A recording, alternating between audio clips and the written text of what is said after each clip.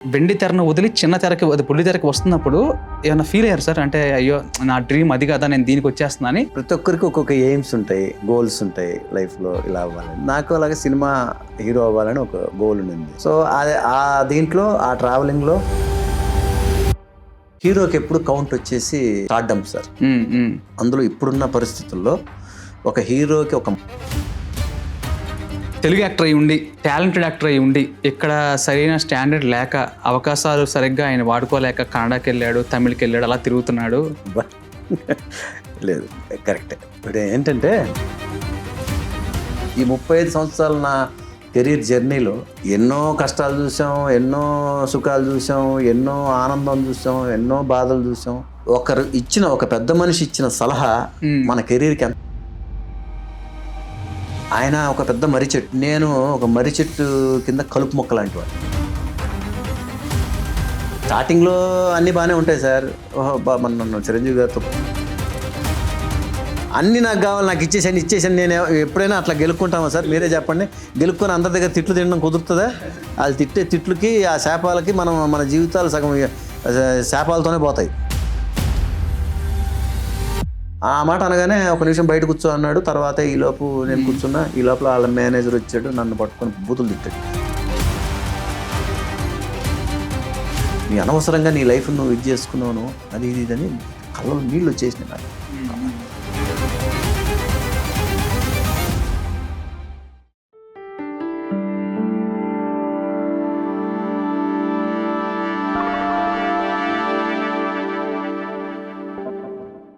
Already తమ్నైల్లో చూసేసి ఉంటారు. ఈరోజు మన గెస్ట్ ఎవరు ఏంటనేది ఆయన స్టైల్లోనే న్యాచురల్గా వెళ్తున్నాను. సో లెట్స్ వెల్కమ్ వివి రాజ్ కుమార్ గారు. సార్ నమస్తే. సార్ నమస్తే అండి. సార్ నిజంగా మీ టైం అంటే మీరు ఎక్కువ హైదరాబాద్లో ఉండరు అనే సంగతి తెలిసింది, ఎక్కువ చెన్నైలో ఉంటారంట కదా. సో వచ్చినందుకు, ఈ టైం మాకు ఇచ్చినందుకు చాలా చాలా థ్యాంక్ యూ సార్. సార్ అయితే ఫస్ట్గా నాకు పర్సనల్గా 2 డౌట్స్ ఉన్నాయి సార్. ఆ డౌట్స్తో నేను ఇంటర్వ్యూ స్టార్ట్ చేద్దాం అనుకుంటున్నాను. అంటే ఎవరన్నా సరే పాస్ట్ నుంచి ప్రెజెంట్కి వస్తారు, బట్ నేను కొంచెం ప్రెజెంట్ నుంచి పాస్ట్కి వెళ్తాను సార్ మీ విషయంలో. ఒక్కొక్క స్టేజ్లో చూసుకుంటే కనుక ఒక మూవీ ఒక ప్రత్యేకమైన స్థానం ఉంటుంది. ఏదంటే బారిస్టర్ శంకర్ నారాయణ అనే ఒక సినిమా మీరు ప్రొడ్యూస్ చేశారు ఆ సినిమాని. అవును సార్. అంటే ఒక స్టోరీ తీసుకొని చేయడం జరిగింది. మీ స్టోరీ తీయచ్చు కదా సార్, పెద్ద బ్లాక్ బస్టర్ కొట్టేవారు. ఎందుకు సార్ వేరే స్టోరీకి వెళ్ళారు? అంటే నా స్టోరీ అంటే సార్ మీ స్టోరీ అదే అంటే కొంతవరకు చాలామందికి తెలుసు సగం స్టోరీ మీది. సో ఇప్పుడు స్టెప్ బై స్టెప్ రావచ్చు. ఏంటంటే మీ చిన్నతనంలో ఎలా ఉండేవారు, మీ డాడీతో మీరు ఎలా ఫైట్ చేశారు, అండ్ తర్వాత లైఫ్లో కొన్ని దెబ్బలు తగిలాయి మీకు పర్సనల్ జీవితంలో కూడా. తర్వాత ఒక బ్లాక్ బాస్టర్ లవ్ స్టోరీ మీది. దాని తర్వాత ఒక జర్నీ, ఒక సీరియల్లో సూపర్ స్టార్ అయ్యారు. సో ఇక్కడ చూసుకుంటుంటే ఒక ఆర్టిస్ట్ అంటే అందరూ ఏమనుకుంటారంటే ఇది గోల్డెన్ స్పూన్ అనుకుంటారు మీరు. ఆయన బాగా సెటిల్ అయ్యారు, అది కాక మళ్ళీ చిరంజీవి లుక్స్, అక్కడేమో కార్తిక్ లుక్స్ అని చాలా చాలా ఇదిగా అనుకుంటూ ఉంటారు. బట్ మీరు పడ్డ స్ట్రగుల్, నాకు మీ లైఫ్ స్టైల్లో బాగా నచ్చింది ఏంటంటే ఒక నిజాయితీగా ఉండటం వల్ల మీకు ఒక పెద్ద ఆఫర్ కూడా పోయింది. సో ఇవన్నీ మనం దీనిలో టాపిక్స్ అని కవర్ చేద్దాం సార్. సో నాకు అనిపించింది ఒక్కసారి మీ లైఫ్ జర్నీ చూసుకుంటే మీదే ఒక పెద్ద స్టోరీ కదా, మీరు మీ స్టోరీ తీసుకోకుండా ఏదో స్టోరీ తీసుకున్నారేంటో చిన్న డౌట్ వచ్చింది నాకు. అలా ఏం లేదు. ఇందాక మీరు చెప్పిన దాంట్లో లైఫ్లో కొన్ని ఇవి జరిగాయి, మీకు ప్రాబ్లమ్స్ జరిగాయి. లైఫ్లో ప్రాబ్లం ఏం జరగలేదు. లైఫ్లో అదొక జర్నీ అంతే. ఇది ప్రాబ్లం కాదు. ఇప్పుడు మాది ఒక అఫీషియల్ కుటుంబం, మా middle class, upper middle class ఒక కుటుంబం అన్నమాట. దాంట్లో మా జనరల్గా ఏంటి, పిల్లల్ని చదివించుకొని వాళ్ళు మంచి ఉద్యోగరీత్యా మంచి పొజిషన్లో ఉండాలనుకొని చదివిస్తాను.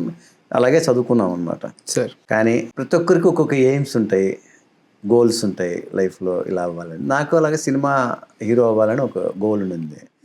సో ఆ దీంట్లో ఆ ట్రావెలింగ్లో మనం అంటే ఇప్పుడు మనం అనుకోగానే వెంటనే వెళ్ళిపోయి సినిమాలు చేసేసుకొని ఎవరు చెప్పరు మనకి సార్. సో అందరినీ కన్విన్స్ చేసుకోవాలి. జనరల్గా సినిమా అనగానే భయపడతారు. అప్పట్లో సినిమా ఇండస్ట్రీ అంతా మెడ్రాస్లో ఉంది. మెడ్రాస్కి పంపిస్తే సినిమా హీరో కథ దేవుడు ఎరుగు, అది రేపు ఏమవుతారో ఎవరికి తెలియదు. కానీ మనిషి అన్నా తిరిగి రావాలి కదా యథాతథంగా.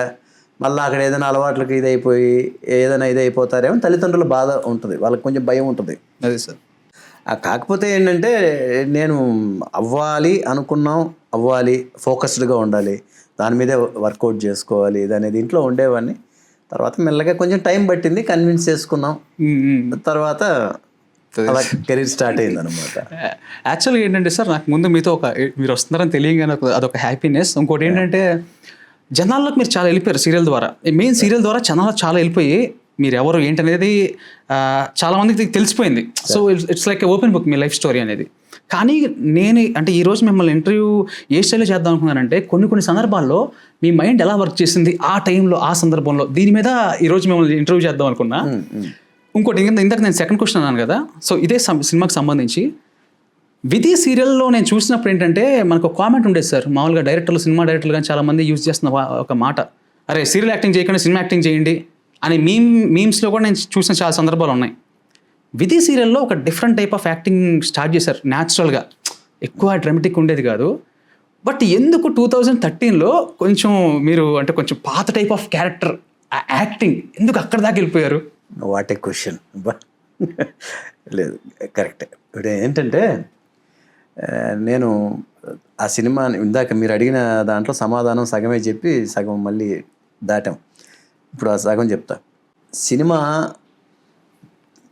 చేయాలి అని అనుకున్నాం. చేయాలి అంటే ఇప్పుడు అందులో నేను హీరో అవుదామని కాదు, మెయిన్గా ఏంటంటే హీరో అవుదామని కాదు, ఒక క్యారెక్టర్ ఆర్టిస్ట్గా మంచి పేరు తెచ్చుకోవాలనేది ఒక ఆలోచన ఉంది నాకు. Okay sir. సో ఆ విధంగా నాకు హిందీలో సంజీవ్ కుమార్ గారు అంటే చాలా ఇష్టం.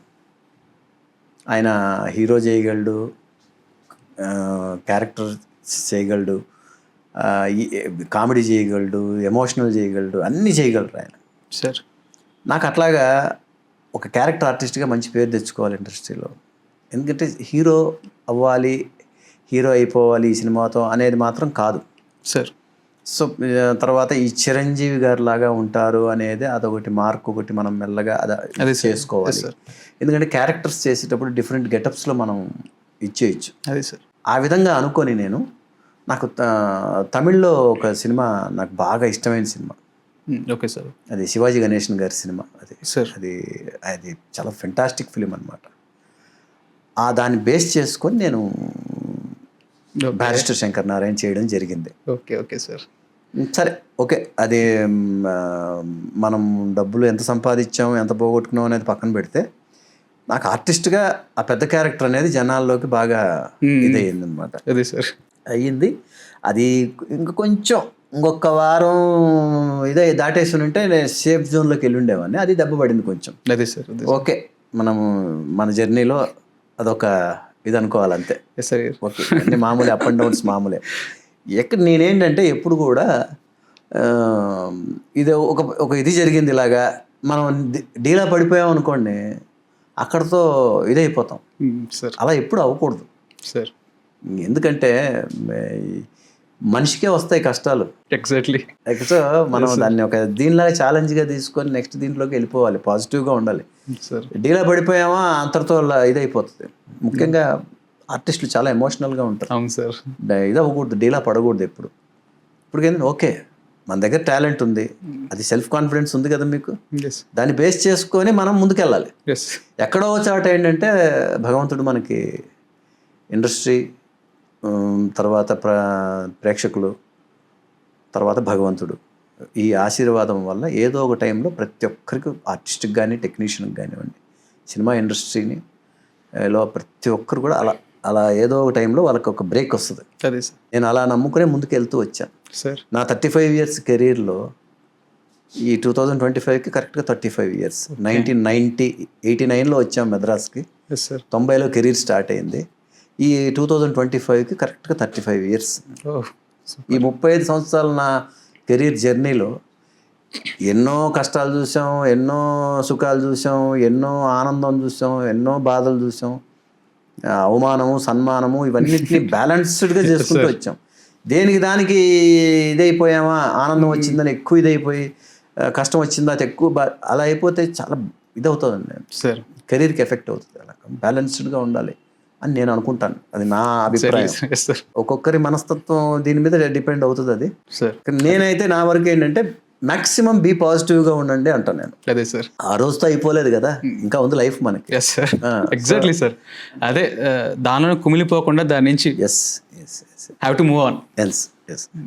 సో ఆ విధంగా నా కెరీర్లో అది ఆ సినిమా అలాగా ఇదయింది. ఇందాక మీరు అన్నారు చూడండి, కథ మీ కథనే తీసుకోవచ్చు కదా అని అనుకున్నారు కదా. అలా అని కాదు కదా. ఇప్పుడు మనము ఒకటి మైండ్లో ఒకటి ఇది పెట్టుకున్నాం, క్యారెక్టర్ ఆర్టిస్ట్గా మంచి పేరు తెచ్చుకోవాలి సార్ అనే దీంతో ఆ గెటప్ నేను స్పెషలైజ్ చేసుకున్నాను నేను. అదే సార్. అందుకని ఆ సినిమా నేను తమిళ్ ఇది తీసుకొని చేశాను అనమాట. సార్ అది ఆ సినిమా ఎలా ఉంటుందంటే, మీరు అంటే అది ఒక కసిగా అనిపించుద్ది. అంటే నా టాలెంట్ మీరు వాడుకోవట్లేదు, నేనేంటి నేను చూపించుకుంటా. తర్వాత ఇంకోటి మీరు అడిగిన పాయింట్లో, ఇప్పుడు న్యాచురల్ దగ్గర నుంచి అది కొంచెం డ్రమటైజింగ్ లాగా ఉండేది. Yes sir, yes sir. ఎందుకంటే నేను మిమ్మల్ని విధి సీరియల్ టైంలో నేను ఫాలో అయ్యా.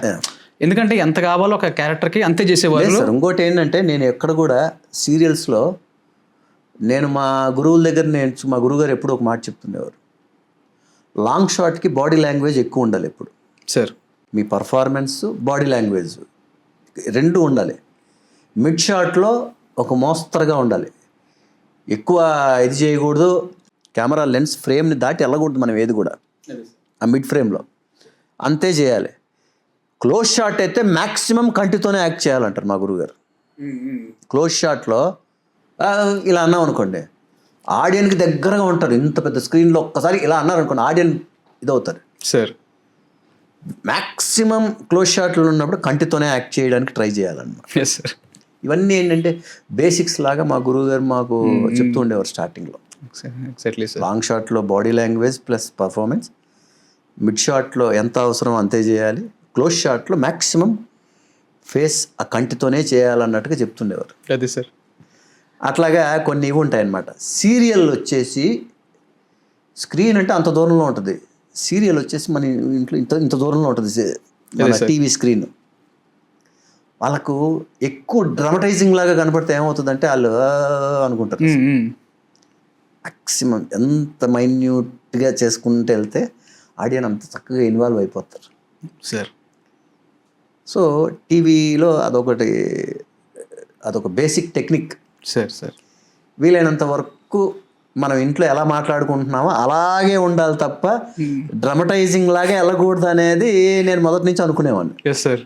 అలాగే చేసుకుంటూ వెళ్ళేవాడిని. అంటే ఇప్పుడుకి నాకు తెలిసి ఇప్పుడు ఆ ట్రెండ్ బాగా ఫాలో అవుతున్నారు. అంటే వెరీ సెటిల్డ్ వచ్చేసింది సీరియల్ యాక్టింగ్ కూడా నన్ను అడిగితే. ఎందుకంటే మీ ఫ్రెండ్స్ శ్రీరామ్ గారిది ప్రేమంత వారి అన్నీ చూస్తున్నాం కదా, అప్పటికి ఇప్పటికి కూడా అందరి పర్ఫార్మెన్స్లో చాలా తేడా వచ్చింది.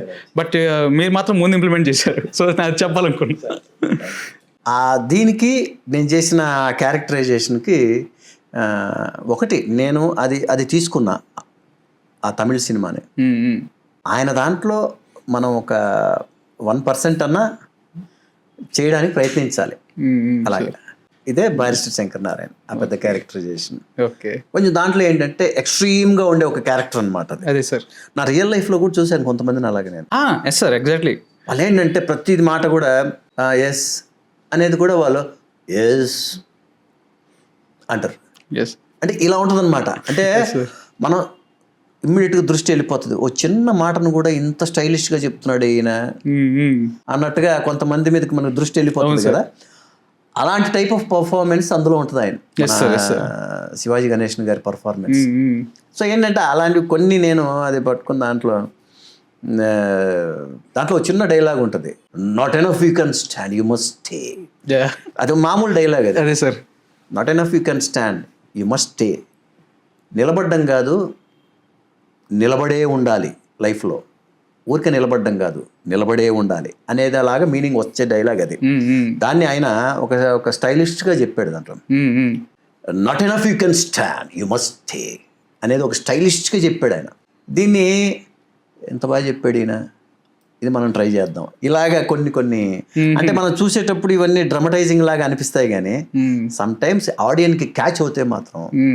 అదే సార్, అర్థమైంది. నేను అందుకే అది ఆ సినిమా డబ్బింగ్ చెప్పేటప్పుడు నాకు ఆ పెద్ద క్యారెక్టర్ ఒక్కటే 12 days పట్టింది నాకు దానికి. నాకు ఎందుకంటే నా వాయిస్ నార్మల్ వాయిస్ యాక్చువల్గా, మామూలుగా మాట్లాడేటప్పుడు ఎంత అంతే ఉండేది. ఇప్పుడన్నా కొంచెం బెటర్, ఇంతకుముందు అయితే మరీ ఇంకా లో వాయిస్గా ఉండేది. ఓకే. అండ్ ఇది మనం చెప్పాలనుకుని నేను రోజు మార్నింగ్ 6 to 7:30 వెళ్ళి డబ్బింగ్ చెప్పేవాడిని. అలాగే 12 days పట్టింది ఆ పెద్ద క్యారెక్టర్కి నాకు. అంటే డిక్షన్ మీద ఎలా వర్క్ చేశారు సార్? డిక్షన్ మీద అంటే జస్ట్ ప్రాక్టీస్ చేయడమే. అంటే మీరు ముందు నుంచి కూడా మీ డిక్షన్ మీద ఎలా మీరు వర్క్ చేసుకునేవాళ్ళు? డైలాగ్ డిక్షన్ అంటే నేను పెద్దవాళ్ళని చూసి ప్రాక్టీస్ చేయడం. ఒక డైలాగ్ ఆయన చెప్పాడు, ఈ డైలాగ్ నేనైతే ఎలా చెప్తా, దాని మీద ఇప్పుడు పరిగెత్తినట్టు కాకుండా నాకు స్టార్టింగ్లో ఆ పెద్ద ప్రాబ్లం ఉండేది నాకు. అది ఓకే, డైలాగ్ దొల్లేసేది. Okay okay. రావు గోపాలరావు గారు డబ్బు బలే జబ్బు సినిమాలో నాకు ఫాదర్గా చేశారు ఆయన.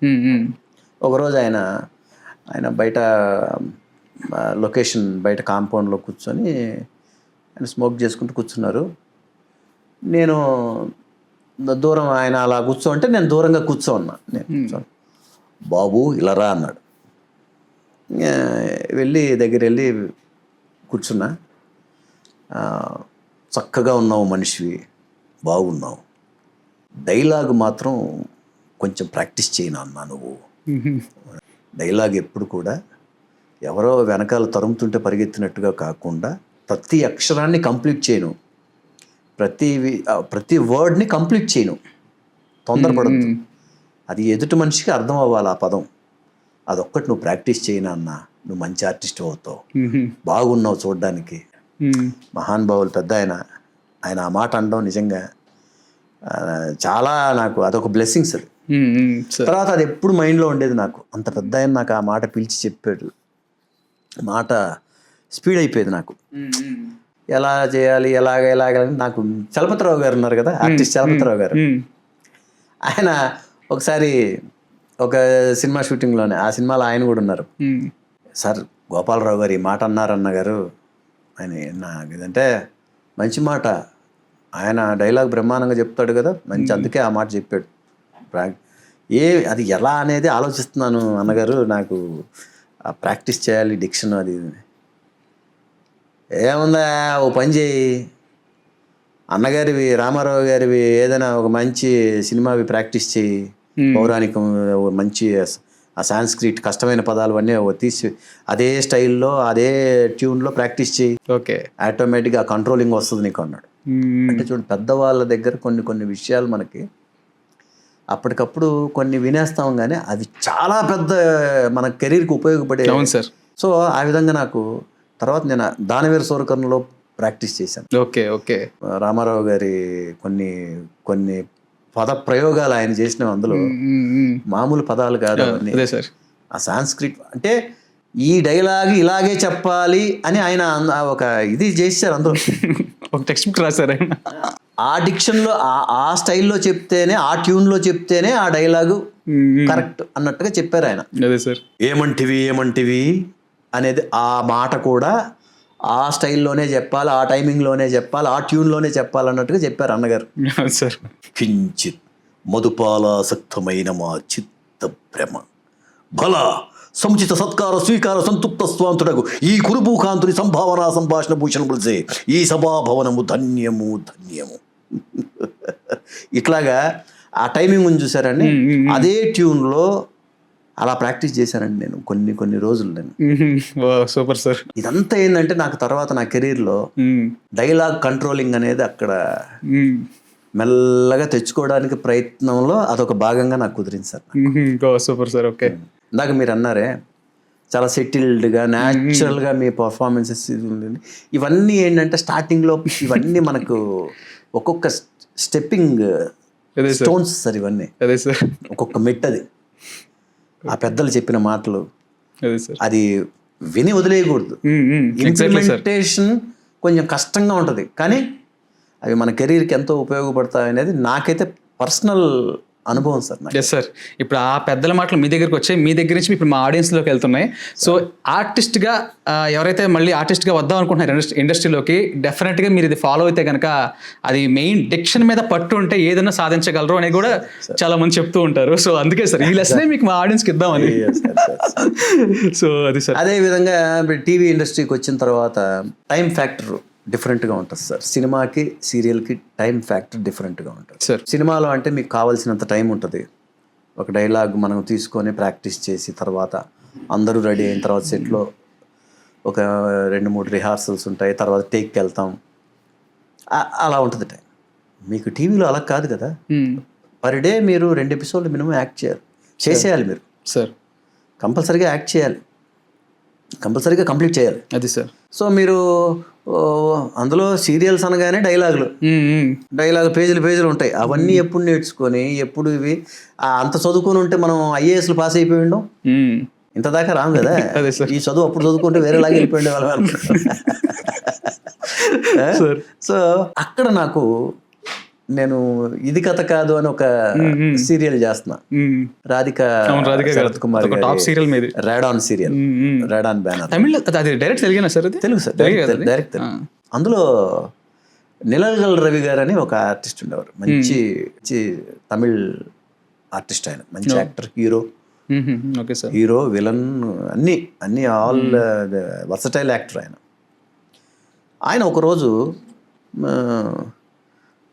షార్ట్ రెడీ అంటున్నారు, నేనేమో డైలాగ్ ఇంకా ప్రాక్టీస్ చేసుకుంటున్నా. అప్పుడు సినిమా నుంచి వచ్చాం మనం, చూస్తే ఒక 10 లైన్లు ఉంది, అది ఒక డైలాగ్. ఆ 10 లైన్లు ప్రాక్టీస్కి టైం పడుతుంది నాకు. ఆయన పాపం వెయిట్ చేస్తూ ఉన్నాడు, పాపం అలా చూస్తూ ఉన్నాడు. ఆయన చూసే లోపల నాకు ఇంకా టెన్షన్ వస్తుంది. ఆయన పాపం ఏదో వెళ్ళిపోవాలంటున్నారు, కొంచెం ఏదో సార్ ఒక్క నిమిషం సార్, ఒరే నిమిషం సార్, నా okay but Raj Kumar, I will tell you one thing, come here అన్నాడు. వెళ్ళి సార్ ఏదన్నా ఎంత లాంగ్వేజ్ இருந்தா సరే நோ ப்ராப்ளம், ப்ராம்ப்டிங் வாங்கிறது கற்றுக்கொனே. முதல்ல ப்ராம்ப்டிங் வாங்கிறது கற்றுக்கிட்டிங்கன்னா எந்த லாங்குவேஜ் ஆனாலும் எத்தனை பேஜ் இருந்தாலும் நீங்கள் அழகாக பண்ணிவிட்டு அப்படியே பண்ணிட்டு போவீங்க. ப்ரொடியூசருக்கு டைம் சேவ் ஆகும், உங்கள் ஒர்க்கும் முடிஞ்சிடும், டென்ஷனும் இருக்காது. இத்தனை பக்கம் இத்தனை பேஜ் நீங்கள் எப்போ கற்றுக்கிறது, எப்போ பண்ணுறது, எப்போ இது எல்லாம் முடிய పోகுது అంటే నేను చెప్పింది మీకు అర్థమైందా? అంటే రాజ్ కుమార్, ఓ పని చేయి, నువ్వు ఇన్ని పేజీలు నేర్చుకొని చెప్పాలంటే నీకు టైం సరిపోదు. అందరూ ప్రాంప్టింగ్ తీసుకుంటున్నారు, నువ్వు కూడా ఒక ప్రాంప్టింగ్ తీసుకోవడం ప్రాక్టీస్ చేసుకో. ఏ లాంగ్వేజ్ అయినా నువ్వు ఎన్ని పేజీలు ఉన్నా ఎంత ఈజీగా కొట్టి పారేస్తావు. ఆ ప్రాంప్టింగ్ తీసుకుంటూ వింటూ ఉండాలి, ఆ డైలాగ్ చెప్తూ ఉండాలి, డైలాగ్తో పాటు నీ పర్ఫార్మెన్స్ కూడా ఇవన్నీ ప్యారలల్గా జరిగిపోవాలి, చూసుకో అన్నాడు. ఇది ప్రాక్టీస్ చేయన్నాడు. తర్వాత ఆయన యాక్ట్ చేస్తుంటే నేను ఒక 3-4 షార్ట్స్, మ్యాక్సిమం ఒక సీను చూస్తుంటాను. అది నేను నెక్స్ట్ డే నుంచి పట్టుకున్నా. సార్ తర్వాత మీరు నమ్మరు, నేను అసలు ఎన్ని పేజీలైనా సరే సింగిల్ షాట్ రన్ అవుతూ ఉంటుంది, కెమెరా కొట్టుకుంటూ వెళ్ళిపోయేవాళ్ళం అన్నమాట. అది ప్రాక్టీస్ చేసిన తర్వాత అంటే చూడండి, ఒక పెద్ద మనిషి ఇచ్చిన సలహా మన కెరీర్కి ఎంతో ఉపయోగపడిందండి. అదే సార్. సో ఆ విధంగా అదొక స్టెప్పింగ్ స్టోన్. ఓకే. సీరియల్స్లో మీకు డైలాగ్ వర్షన్ ఎక్కువ ఉంటుంది. అవును సార్. అవన్నీ నేర్చుకొని చెప్పాలని మీకు ఎంత టైం వేస్ట్ అవుతుంది.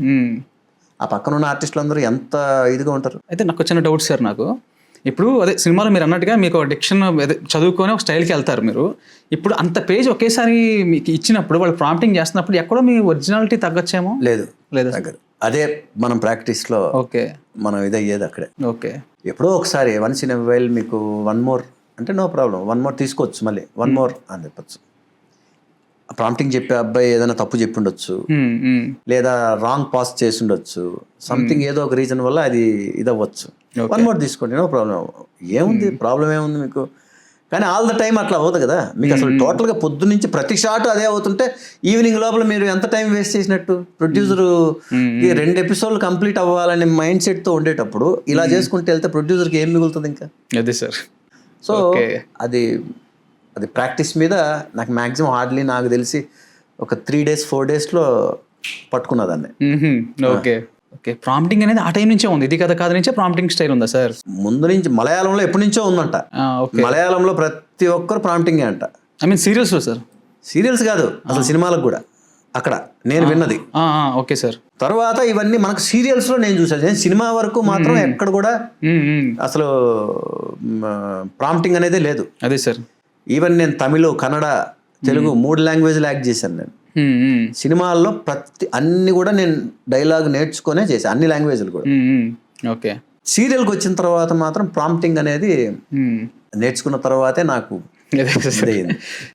నేను చాలా సందర్భాల్లో పెద్ద పెద్ద డైరెక్టర్లు ఈవెన్ దాసరి గారి మీ గురించి మాట్లాడినప్పుడు కూడా చాలా పొగుడుతూ ఉండేవారు, మీ ఒక పర్ఫార్మెన్స్ సంబంధించి బాగా పొగుడుతూ ఉండేవారు. కానీ ఆన్ రియాలిటీలో ఎక్కడో మీకు తగ్గ క్యారెక్టర్స్ పడకపోవటమా లేకపోతే ఏంటో తెలియదు, కానీ మీరు సినిమాలు వద్దనుకొని సీరియల్స్కి వచ్చేసారు, కొంచెం డిసప్పాయింట్ అయ్యారు అని విన్నా. డిసప్పాయింట్ ఏం కాదు సార్, అంటే ఇక్కడ మామూలు విషయం కాదు సార్. చిరంజీవి గారు లాగా ఇంకొకరు ఆర్టిస్ట్ ఏం చేసినా కూడా అలాగే కనపడుతుంది అన్నప్పుడు ఆయన ఒక పెద్ద మర్రి చెట్టు, నేను ఒక మర్రి చెట్టు కింద కలుపు మొక్క లాంటి వాడిని. నేను ఇది ఎంతకాలం మీకు ఇదవుతుంది? మీకు రియాలిటీలో అది ఎక్కువ కాలం మంచిది కాదు కదా. మీ ఇండివిజువాలిటీ పోతుంది కదా, ఎక్కడో ఒక చోట మీ ఇండివిజువాలిటీ అనేది ఉండాలి కదా. స్టార్టింగ్లో అన్ని బాగానే ఉంటాయి సార్, మన నన్ను చిరంజీవి గారితో పోలుస్తారు అది ఇదని ఒక మహా ఆనందంగా ఉంటుంది. ఆ తర్వాత సంగతి ఉంటుంది అసలు కదా. సార్ ఇది మీతో అందాం అనుకున్నా, ఎవరన్నా పొరపాటున ఇప్పుడు నాలాంటి ఎవరన్నా అంటే కనుక రే చిరంజీవిలో ఉన్నామంటే అసలు పొంగిపోవడం ఏంటి సార్, అసలు మామూలుగా ఉండదు ఆనందం అసలు. కానీ ఒక్క పర్సన్కి మాత్రమే అది శాపం అయింది, అది మీరే అని బయట టాక్. నేను చెప్తున్నాను కదా సార్, నాకైతే చిన్న పిల్లోడు ఇంత పిల్లోడు చూసినా చిరంజీవి అంటున్నాను అంటే ఎంత వాళ్ళకి మైండ్లోకి అది వచ్చే 90% కలుస్తాయి సార్ అన్నీ సార్, పోలికలు ఇవన్నీ. సో అది దేవుడి ఎవరు ఏం చేయలేరు, కాకపోతే అలా చేయాలని నేను ఎప్పుడు అనుకోను. కొన్ని సందర్భాల్లో ఏమవుతుందంటే సార్, ఇప్పుడు ఉదాహరణకి సాంగ్స్ వేస్తుంటాం, సేమ్ బాడీ స్టైల్ ఉంటుంది మీకు, సేమ్ ఫిజిక్, సేమ్ ఇది అన్నీ ఇలాగ ఉంటుంది. ఒక్కోసారి సమ్టైమ్స్ చిరంజీవి గారికి చేసిన పెద్ద ఆయనకి చేసిన కోరియోగ్రాఫర్సే నాకు వస్తుంటారు అప్పుడప్పుడు. అప్పట్లో అలా జరిగినాయి. అప్పుడు ఏమవుతుందంటే కొన్ని మూమెంట్స్ ఎక్కడో సార్కి వాడిన మూమెంట్సే నాకు చూపించుండొచ్చు, నాతో చేయించుండొచ్చు. అదే సార్, అప్పుడు ఏమవుతుందంటే మీకు యాజ్ ఇట్ ఈజ్ అనిపిస్తూ ఉంటుంది అనమాట, దగ్గరగా అన్ని. అంతెందుకు సార్, మన ఒక కామెంట్స్ చదివా మీ సాంగ్కే, బారిస్టర్ శంకర్ నారాయణ దానిలోనే, ఈయన చిరంజీవి గారిలో ఉండటమే కదా డాన్స్ కూడా ఆయన చేస్తున్నాడు అని చెప్పి కొన్ని కామెంట్స్ చదివాను సార్. వస్తాయి సార్, అట్లాగా ఉంటాయి. అది నేనైతే ఎప్పుడు కూడా అలా చేయాలని ప్రయత్నం కానీ ఎప్పుడు కానీ ఆ విషయానికి నాకు టీవీ ఇండస్ట్రీకి వచ్చిన తర్వాత ఇది ఆల్మోస్ట్ కొంచెం ఇదైంది సార్. పోలికలు అయితే ఉన్నాయని అంటారు కానీ పర్ఫార్మెన్స్ విషయంలో కానీ ఇంకొక విషయంలో కానీ ఎక్కడ కూడా నాకు ఒక సపరేట్ ఇమేజ్ అనేది మాత్రం ప్రేక్షకులు ఇచ్చారు సార్. అదే ఇక్కడ ఒకటి ఉంటుంది సార్, ఏంటంటే చాలా ఇంటర్వ్యూస్లో బుల్లితెర మెగాస్టార్ అని ప్రభాకర్ గారిని అనటం జరిగింది ఎక్కువ, మీ దాకా వచ్చి ఉంటుంది. అయితే అంతకుముందు మీకు మిమ్మల్ని మీ రాజ్ కుమార్ అనే గుర్తు ఎవరికి ఉండేది కాదు, అంటే మేము చిన్నప్పుడు కూడా డూబ్ చిరంజీవి ఏదో అనుకునేవాళ్ళం. కానీ డూబ్ చిరంజీవి కాస్త వివి రాజ్ కుమార్ అయింది సీరియల్కి వచ్చిన తర్వాతే. మీ యొక్క స్టార్డమ్, మీ యొక్క ఐడెంటిటీ బాగా పెరిగింది. అయితే నాకు ఒకటే సార్, అప్పుడు బాగా అంటే మీరు అంటే వెండి తెరను వదిలి చిన్న తెరకి బుల్లి తెరకి వస్తున్నప్పుడు ఏమైనా ఫీల్ అయ్యారు సార్? అంటే అయ్యో నా డ్రీమ్ అది కదా, నేను దీనికి వచ్చేస్తున్నా అని. ఆ టైంలో మీరు అసలు ఎలా, అంటే మీ అంతర్మదనం? ఇదే కష్టం వేరే స్టేట్లో పడదాం అని చెప్పేసి నేను తమిళ్లో సినిమాలు చేశాను, కన్నడ కూడా వెళ్ళారంట కదా? కన్నడకి వెళ్ళాను. హీరోకి ఎప్పుడు కౌంట్ వచ్చేసి స్టార్డమ్ సార్. అందులో ఇప్పుడున్న పరిస్థితుల్లో ఒక హీరోకి ఒక మాస్ హిట్ అనేది లేకపోతే హీరో సర్వైవ్ అవ్వడం ఎక్కువ కాలం కష్టం. అంతకుముందు కథ వేరు, 90s తర్వాత కథ వేరు. అంతకుముందు హీరోస్ వచ్చి మాస్ సినిమాలు చేసేవాళ్ళు, క్లాస్ సినిమాలు చేసేవాళ్ళు, ఫ్యామిలీ స్టోరీస్ చేసేవాళ్ళు, కామెడీ సినిమాలు అన్నీ చేసేవాళ్ళు. బట్ 90s తర్వాత మీరు హీరోస్ని చూడండి, మీరు ఎన్ని అయినా చేయండి, ఒక్క మాస్ హిట్ అనేది లేకపోతే వాళ్ళ కెరీర్ అనేది ఇది ఉండదు. అవును సార్, ఒక సర్వైవల్ అనేది ఒక ఇది అనేది ఉండదు. అవును సార్, కరెక్ట్గా ఆ టైంలో వచ్చిన ఆర్టిస్టులం మేము. అవును సార్, ఆ కరెక్ట్ అయిన హిట్ నాకు పడలేదేమో అని నాకు ఒక ఫీలింగ్, ఒక మంచి మాస్ హిట్. ఇప్పుడు నేను కర్ణాటకకి వెళ్ళాను, కర్ణాటకలో నేను చక్కగా శోభన్ బాబు గారి లాగా, జగపతి బాబు గారి లాగా మంచి ఫ్యామిలీ స్టోరీస్ చేశాను. మంచి నాకన్నా 1 year ముందు మన బ్రదర్ సాయి కుమార్ గారు వచ్చారు అక్కడ. పోలీస్ స్టోరీ అసలు ట్రెమెండస్ హిట్ అనమాట అక్కడ. అంటే ఒక మాస్ ఎలిమెంట్ ఉన్న సినిమా అది. అవును సార్, సాయి కుమార్ గారికి అలాంటి హిట్ నాకు ఒకటి పడి ఉంటే అక్కడ యాక్షన్ హీరోగా అసలు వరుసగా వస్తున్నాయి సినిమాలు అసలు మ్మ్, మ్మ్, వేసుకుంటూ వెళ్ళిపోతున్నాను. కానీ నాకు వచ్చిన సినిమాలన్నీ ఆ టైంలో ఎట్లా అంటే చెప్పాను కదా, ఫ్యామిలీ స్టోరీస్, మ్మ్. మంచి లవబుల్ ఇది హీరో, అలాగా మంచి ఫ్యామిలీ స్టోరీస్ అలా తీసుకుంటూ వెళ్ళాను. ఓకే. ఇలాంటి మాస్ హిట్ ఒకటి పడి ఉంటే గనక మ్మ్. కెరీర్ అనేది ఇంకొకలాగా ఉండి ఉండేది. ఇందాక నేను ఒక ట్యాగ్ అంటున్నాను కదా సార్, సూపర్ స్టార్ ట్యాగ్ అని. ఇది ఎందుకన్నానంటే అది యాక్చువల్గా సూపర్ స్టార్ కృష్ణ గారు ఒక సంవత్సరానికి 8 సినిమాలు చేశారు. చాలా గొప్ప, 8 కదా, ఇంకా ఎక్కువ షూటింగ్లు చేశారు, చాలా గొప్పగా చెప్పుకుంటూ ఉంటాం. అవును కానీ నేను మీ గురించి విన్నది ఏంటంటే ఒకేసారి 8 సీరియల్స్ చేశారంట కదా సార్ మీరు. అవును సార్. సార్ అసలు సినిమాలు అంటే వేరు, ఆయన సూపర్ స్టార్, ఆయన చేసుకుంటూ వెళ్ళారు. సీరియల్ అంటే నాకు ఇప్పుడు అడిగితే 3 సీరియల్స్ చేయడానికి అయిపోతారు చాలా మంది, ఆ డేట్లు ఈ డేట్లు అని. 3 ఏంటి సార్, 2 సీరియల్స్ దాటి 3వదంటే తర్వాత మీ ఆరోగ్యం ఒక 6 నెలల తర్వాత చెక్ చేసుకుంటే బీపీలు షుగర్లు పైన దీనికి ఆంతుంటాయి టాప్ పీక్స్కి. అసలు ఇప్పుడు అసలు కుదరదు సార్. అప్పట్లో అప్పుడు 2 ఛానల్స్ ఉండేటివి మెయిన్గా, జెమినీ, ఈటీవీ. నాకు ఇందులో ఒక 3 సీరియళ్ళు వచ్చేటివి, ఇందులో 3 సీరియళ్ళు వచ్చేటివి, ప్లస్ తమిళ్ 2 జరుగుతూ ఉండేటివి. Tamil. Okay okay. So 8 serials నాకు అట్లాగా 2 ఇయర్స్ చేశాను సార్. 8 serials 2 years. మెడ్రాస్లో అయితే డైలీ 3 షిఫ్ట్స్ కింద పనిచేశాను సార్ నేను. 3 షిఫ్ట్స్. హైదరాబాద్ వస్తుండేవాడిని, మళ్ళీ ఇక్కడ ఈటీవీకి వచ్చేవాడిని, తర్వాత మళ్ళీ మేము ఆర్కే టెలిషో మనోయజ్ఞం దీనికి వచ్చేవాడిని. సో ఇట్లాగా అటు ఇటు ఎట్లా పనిచేసి అంటే అప్పట్లో సార్ ఎలా ఉండేదంటే, సార్ మీరు ఒప్పుకోండి సార్ మేము చూసుకుంటాం అనేవాళ్ళు. వాళ్ళు అడిగారు కాబట్టి నేను చేయగలిగాను, కానీ అన్నీ నాకు కావాలి, నాకు ఇచ్చేసాను నేను ఎప్పుడైనా అట్లా గెలుక్కుంటామా సార్? మీరే చెప్పండి. గెలుక్కొని అందరి దగ్గర తిట్లు తినడం కుదురుతుందా? వాళ్ళు తిట్టే తిట్లకి, ఆ శాపాలకి మన జీవితాలు సగం శాపాలతోనే పోతాయి. వాళ్ళు అడిగి చేశారు కాబట్టే, వాళ్ళు అడ్జస్ట్ చేసుకున్నారు కాబట్టే నేను చేయగలిగా, లేకపోతే సమస్య లేదు. ఏంటి సార్ ఏంటి, ఒక నెల అయిపోయాయి కదా సినిమా, అంటే ఒక నెల అయిపోయేది. అప్పట్లో కొన్ని సంవత్సరాలు రన్ అవుతా ఉండేవి. కొన్ని దానిలో డ్యూయల్ రోల్, నేను ఫాదర్ సన్ ఇవన్నీ చేసుకుంటూ వచ్చా. మళ్ళా ఇన్ని చేసినా కూడా నేను ఒకటి జాగ్రత్త పడేవాడిని. ఎప్పుడు ఒక సీరియల్కి ఒక ఐడెంటిటీ ఉండాలి సార్. అన్ని దానిలో ఒకేలాగా ఉన్నాం అనుకోండి, ఇది ఏ సీరియల్ రా నాయనా, అన్ని దానిలో ఒకే టక్ ఉంటుంది, అన్ని దానిలో ఒకే ఇది ఉంటుంది, ఒకే టై ఉంటుంది, ఒకే షూ ఉంటుంది, ఒకే, ఏ సీరియల్ అబ్బా అనే వాళ్ళకే డౌట్ రాకూడదు ఆడియన్కి. పలానా గెటప్ పలానా ఇది అని, కానీ ఆ సీరియల్ పేరు చెప్పేయాలి వాళ్ళు. అలాగ నేను ఎన్ని సీరియల్స్ చేసినా ఒక్కొక్క సీరియల్ ఒక్కొక్క గెటప్ మెయింటైన్ చేసేవాడిని సార్ నేను. అది ఒక రకంగా అప్పట్లో నేను ఎక్స్పెరిమెంట్ లాగా చేసుకునేవాడిని. మీ ఏజ్ కన్నా మించి ఎక్కువ చేసేవారు. ఎక్స్పెరిమెంట్ చేసేవాడిని. ఫాదర్ అండ్ సన్ అవి కొన్ని నేను సినిమాల్లో మన పెద్దవాళ్ళని గైడ్ లైన్స్గా తీసుకొని, ఫాదర్ సన్, ఫాదర్కి ఏ ఇది ఉండాలి, ఈ క్యారెక్టరైజేషన్కి ఏ గెటప్ ఉండాలి, ఈ యంగ్ క్యారెక్టర్కి ఎలా ఉండాలి అనే దాని మీద నేను ఆ డ్రెస్సింగ్ కానివ్వండి, ఆ బాడీ లాంగ్వేజ్ కానివ్వండి, గెటప్స్ కానివ్వండి, మేకప్ అంటే చాలా ఇష్టం సార్ నాకు. మేకప్స్ మీద కొన్ని ఎక్స్పెరిమెంట్లు చేశాను నేను. అవును సార్, చాలా ఫొటోస్ కూడా నేను సోషల్ మీడియాలో చూసాను. ఎక్స్పెరిమెంట్స్. ఇప్పుడు నాకు పలానాదో ఒకటి నచ్చిందండి, ఒక జస్టిస్ చౌదరి రామారావు గారి గెటప్ నచ్చింది, లేకపోతే కొండవీటి సింహం రామారావు గారి గెటప్ నచ్చింది. ఆ మీసం, ఆ విగ్గు, ఆ కనుబొమ్మలు, ఆ ఆర్ట్, ఆ విధంగా ఆ మెజర్మెంట్స్తో నా ఫేస్కి అయితే ఎలా ఉంటుంది అనేది నేను ఎక్స్పెరిమెంట్ చేశాను సార్. ఈ సందర్భంగా మీకు నేను ఓ 2 గెటప్లు నేను మీకు ఇస్తా. ఓకే సార్, దీంట్లో పంపిస్తా.